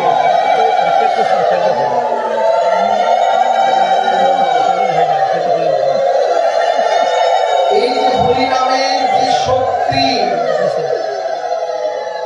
অনেকে দেখবেন বিভিন্ন পাঠে যাইতো, বিভিন্ন জায়গায় যাওয়ার ভাগ্য হয়, দেখবেন ওই হরে কৃষ্ণ মহানাম, হরে কৃষ্ণ নামটি যখন করি সবাই অতি উৎসাহে উলুধ্বনি দিয়ে নামটি করেন, কিন্তু হরি পুরুষ এই মহানামটি যখন করি অনেকে চুপ থাকে। এদিন আমি হাতে বললাম যে চুপ থাকেন কেন, কি তো ভগবানের নাম। এই যে মহানাম মহাকীর্তন যদি আপনি একবার গভীর ভাবে পাবেন, হরি পুরুষ, এই হরি এবং পুরুষ দুটি শাস্ত্রে পাবেন, আলাদা আলাদা পাবেন, কিন্তু প্রভু জগৎবন্ধু সুন্দর বলেছে একসাথে। কেন? কারণ কলির জীব আমরা অহংকারী, অহংকারের বশীভূত হয়ে দেখবেন আমরা পুরুষ সেজে বসি। তাই প্রভু আমাদেরকে বলছেন, তোরা পুরুষ না, তোরা প্রকৃতি, আমি হরি, আমি পুরুষ। আমাদের মধ্যে সে ভাব জাগিয়ে দিচ্ছে। জগৎ বন্ধু, জগতের যিনি বন্ধু, দেখবেন পুরীধামে জগন্নাথ দেবকে জগৎ বন্ধু বলে, কৃষ্ণের প্রণাম মন্ত্রে দেখবেন ভগবান কৃষ্ণকে জগৎ বন্ধু বলে, গৌরের প্রণাম মন্ত্রে গৌরকে জগৎ বন্ধু বলে, অর্থাৎ জগতের যিনি বন্ধু, জগৎ বন্ধু। মহোদ্ধারণ কে? প্রভু জগৎবন্ধু সুন্দর বলেছেন, হা গৌরাঙ্গ মহাপ্রভু মহোদ্ধারণ পতিত নিস্তার রাগের অকিঞ্চন। কোন দোষ নাই হে, কীট কুহক জাত, এই জীবের তো কোনো দোষ নেই। মহোদ্ধারণ প্রভু হচ্ছে চৈতন্য মহাপ্রভু। চারি হস্ত অর্থাৎ ভগবান হলো দৈর্ঘ্য বিস্তারের চার হাত। আর আজকে আরেকটি সত্য হৃদয় দিয়ে উপলব্ধি করবে, প্রভু জগৎবন্ধু সুন্দর যে এসেছেন, প্রভু বলেছেন আমার আগমনে সত্যের আগমন। প্রশ্ন করতে পারেন, সত্য যুগ আসলে তো সবাই ভালো হয়ে যাওয়ার কথা, কই আমরা তো অনেকেই ভালো হতে পারিনি। আমি তাদের উদ্দেশ্যে অত্যন্ত বিনয়ের সহিত বলবো, যেমন ধরুন এটি পরম গুরুদেবেরই কথা, প্রভুর আগমনেই সত্য যুগের আগমন। যেমন ধরুন আপনি একটা ডিল পুকুরে ছুটলেন, পুকুরে নিক্ষেপ করলেন, দেখবেন পড়া মাত্র ডিলটি কিন্তু জলগুলো আন্দোলন করছে। এই আন্দোলনটা হলো এই কলিয়া সত্যের মধ্যে সংঘর্ষ। এই সন্ধিক্ষণে আমরা দাঁড়িয়ে আছি, কিন্তু সত্য যুগ এসে গিয়েছে। তার প্রমাণ বিশ্ববরেণ্য দার্শনিক মহানামব্রত ব্রহ্মচারী বলেছেন, তার প্রমাণ দেখবেন আমাদের যখন ওই চিতা সাজানো হয়, দেখবেন সারা দিন আর গল্প করে না, বা সমাধি দেওয়ার জন্য দেখবেন এখন কিন্তু আপনি সারা দিন আর নেই। এটা হলো সত্য যুগের প্রমাণ, আমার না, এটা মহানামব্রত ব্রহ্মচারীর কথা। আপনি নিজ নিজ হাতে সারা দিনার থেকে বেশি পণে তার হাতে পদার্পণ করছেন। হাত নিজের হাতে নেবে দেখবেন, আপনার বাপ দাদা অন্যদের কাছে জিজ্ঞেস করবেন, সবাই বলবেন যে মানুষ সারা দিনার, ঠিক না? এখন কামও গরম নেবে, কিন্তু আপনি সারা দিনার নেই, আপনি নিজে ভেবে দেখবেন আপনি সারা দিনার থেকে বেশি। তার কারণ সত্য যুগের আগমন। প্রভু এই নামটিদের মধ্যে দেখতে পাবেন চারি হস্ত চন্দ্রপুত্র। চন্দ্রপুত্র কি? অপ্রাকৃত চন্দ্রেশ্বতা। হাকিম পতন চৈতন্য মহাপ্রভু নদিয়ার নগরে জগৎ জীবের জন্য কীট কীট বলে কাঁদছিলেন, আমরা পতন হয়ে যাচ্ছিলাম, সেটির ভাষা দিয়েছেন প্রভু জগৎবন্ধু, বলছেন মহাপ্রভু হা কীট কীট বলে কাঁদছিলেন। প্রভু প্রভু প্রভু অনন্ত অনন্তময়, যিনি প্রভুর প্রভু কৃষ্ণ গৌর প্রভু জগৎবন্ধু অনন্ত অনন্তময়, যার অন্ত নেই। এই জন্য এই জগতে যত নাম দেখবেন, কেউ শুধু রাধে রাধে বলে, কেউ হরে মুরারে মধুকরে গোপাল গোবিন্দ মুকুন্দেশ্বর বলে, কেউ দেখবেন রাম রাঘব রাম রাঘব রাম রাঘব রক্ষমান কৃষ্ণ কেশব কৃষ্ণ কেশব কৃষ্ণ কেশব ভাইমা, কেউ হরি গুরু জগৎবন্ধু মহোদ্ধরণ বলেন, কেউ আবার ভজনী তাই গো রাধেশ্বর জপ হরে কৃষ্ণ হরে রাম, কেউ আবার হরে কৃষ্ণ কৃষ্ণ কৃষ্ণ হরে হরে, হরে রাম রাম রাম হরে হরে। এই যে দ্বন্দ্ব, অনেকে আমরা বলি না এই নামে শক্তি বেশি, এটাতে শক্তি নেই, না, এই সমাধান দিয়েছেন চৈতন্য মহাপ্রভু। ওই জন্য গৌর লীলা না জানলে অনেক কিছু আমরা হারিয়ে ফেলবো, জানতে পারবো না। মহাপ্রভু তার শিক্ষাষ্টকে বলেছেন, নাম নামকারী বহুধা নিজ সর্বশক্তি স্তোত্রর্পিতা নিয়মিত সর্বকাল। বলছে আমি বহু নামের মধ্যে ভগবানের বহু নামের মধ্যে ভগবান অনন্ত শক্তি ওখানে সম্পূর্ণিত করে দিয়েছেন, তাই তার রুচি অনুযায়ী সে নাম করবে। বলছেন নাম নামকারী বহুধা নিজ সর্বশক্তি স্তোত্রর্পিতা নিয়মিত স্মরণকাল। দেখবেন লক্ষ্মী পূজা, সরস্বতী পূজা, দুর্গা পূজা করতে, শনি পূজা করতে বা অন্যান্য ব্রত করতে আপনার তিথি দরকার হয়, নির্দিষ্ট বার দরকার হয়, কিন্তু এই মধুমাখা হরি নাম করার জন্য কোনো তারিখ বা তিথি দরকার নেই। মহাপ্রভু বলেছেন যে যে ন কাল স্মরণ ন কাল সমনে অসমনে দেওয়ানে অদেওয়ানে, যখন তখন আপনি সেই হরি নাম দিতে পারবেন। সর্বশেষ এই হরি নামের যে শক্তি দিয়েছেন মহাপ্রভু একদিন লীলাচলে নাম করে যাচ্ছেন ভক্তদের সাথে। তো মহাপ্রভু তো এসেছেন সে হরি নাম কৃষ্ণ নাম জগৎকে শোনানোর জন্য, নেওয়ার জন্য, কারণ এই কলিযুগে হরি নাম তারা কোনো উপায় নেই। মহাপ্রভু দেখতে পেলেন একজন রজক ধোপা কাপড় কাচ্ছে। মহাপ্রভু উচ্চস্বরে বলছেন, ভাই একবার হরি নাম নাম মধুমাখা নাম। ধোপা মাথা নিচু করে বসে আছে, কেন?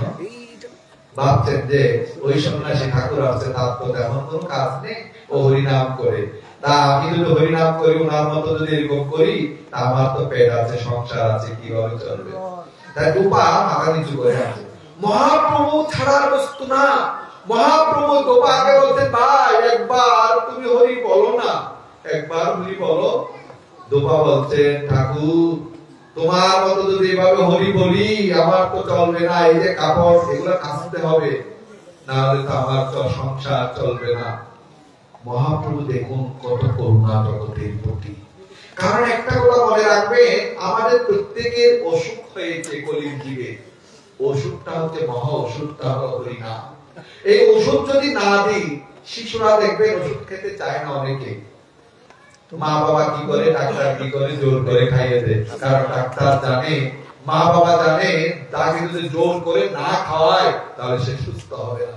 তাই পরম দয়াল চৈতন্য মহাপ্রভু বলছেন, যদি হরিনাম না করে তাহলে তো উদ্ধার হবে না।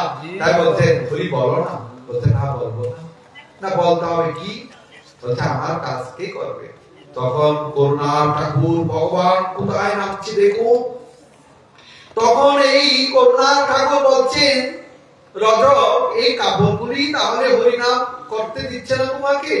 এই কাপড়গুলি তোমার ভালো ভাই, আমি এই কাপড়গুলা নিজে কেচে দিই, নিজে পরিষ্কার করে দিই, তুমি তাও একবার হরি বলো না। মহাপ্রভু সে কাপড় নিয়ে কাঁদছে। দেখুন জগৎ জীবের জন্য কোথায় নেমেছে। আর ওই গোপাকে বলছে, তুমি একবার হরিনাম বলো না ভাই। হরি হরি হরিনাম দিচ্ছে। দেখুন একবার হরি হরি হরিনাম দিচ্ছে। দুপা ওই হরিনাম পেয়ে এমন ভাবে নৃত্য করতে লাগলেন, তার এই জগতের আর কোন জ্ঞান নেই। এদিকে মহাপ্রভু তার হৃদয়ে হরিনামের প্রদীপ প্রজ্বলিত করে দিয়েছে। সেই প্রদীপ জ্বলছে, আনন্দ হচ্ছে। মহাপ্রভু ভক্তদের নিয়ে চলে গেলেন, কিন্তু ওই দুপার আর জ্ঞান নেই, সেই শুধু হরিনাম করছেন আর নাচছেন। দুপুরে তার স্ত্রী আসলেন খাবার নিয়ে। দেখেন কি কি ব্যাপার, আমার স্বামী এরকম পাগলের মতো নাচছেন কেন? সামনে গিয়ে দেখেন কি সে নাচতে নাচতে নাচতে নাচতে পড়ে গিয়ে কৃষ্ণ প্রেমের বাতাস, এমন যে বাতাস কদরে বৃক্ষের মতো তাকে কাঁপাতে কাঁপাতে ধুলায় গড়িয়ে পড়ল। তার স্ত্রী ভয় পেয়ে ভাবছে কোন অপদেবতা আশ্রয় করেছে না কি হয়েছে, চিৎকার দিয়ে কান্নাকাটি করতে লাগলেন। গ্রামবাসী আসলেন, যেই তাকে তুলতে যায় সেই দেখে আবার হরি নাম করে, তাকে যে তুলতে যায় সেও হরি নাম করে। অর্থাৎ কারেন্টে একজনকে ধরলে যেরকম এর পর যাই ধরে তারই ধরে নে শক করে, তেমনি ওই গোপাকে তোলার জন্য যারা যারাই ধরেছে, একজন আরেকজনকে ধরেছে, সমস্ত শত শত নরনারী সেদিন কৃষ্ণ প্রেমে কৃষ্ণ নামে উদ্দণ্ড নৃত্য করেছিলেন। এই নামে এত শক্তি, এটা যেন একজন থেকে আরেকজনে সঞ্চারিত হয়। তাই সে নাম করবেন, যার যার গুরুদেব যে যে নাম দিয়েছেন সে নাম করবেন, অত্যন্ত শ্রদ্ধার সহিত নিষ্ঠার সহিত সে নাম করবেন। নাম করলে নামই নেমে আসবেন, আর নামই নেমে আসলে আমাদের আর কোন দুঃখ যন্ত্রণা কষ্ট থাকবে না। বলো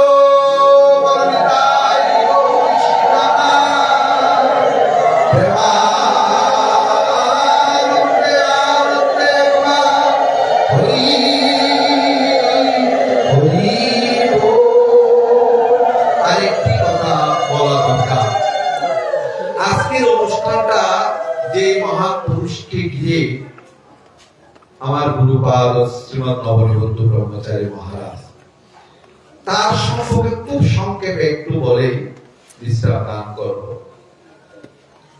তিনি দেখুন এটি সাধন ভজন, শাস্ত্রে বলেছেন ভজনে ভাবিবে যাহা সিদ্ধ পাইবে তাহা।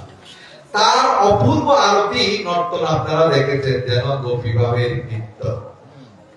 তিনি যখন দেহ রাখছেন, অনেকে আমরা বলি অ্যাক্সিডেন্ট করেছে, কিন্তু ভাবটা বুঝবেন।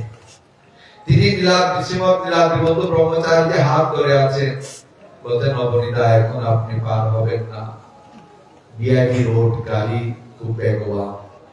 তিনি যখন শুনতে পাচ্ছেন প্রভু প্রভু প্রভু অনন্ত অনন্তময় মালার আরতি হয়ে যাচ্ছে, আমি তো আজকের মতো প্রভুর আরতি দেখতে পাবো না।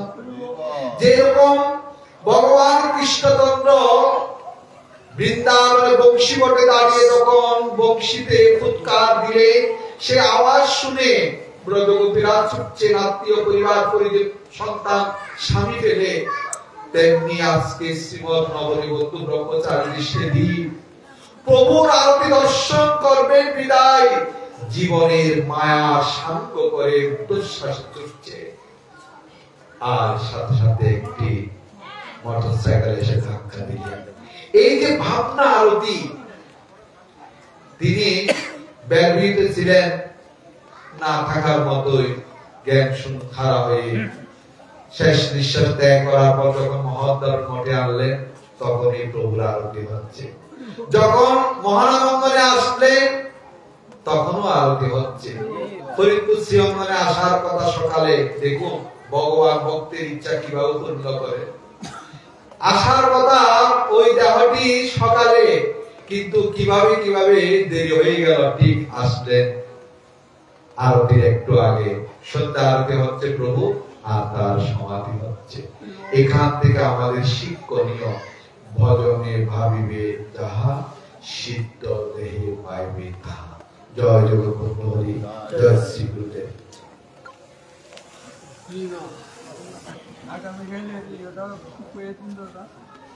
জয় জগৎ বন্ধু হরি, সমাগত ভক্ত সজ্জন মন্ডলী, আগামীকালও ভাগবতীয় প্রবচন অনুষ্ঠান আছে।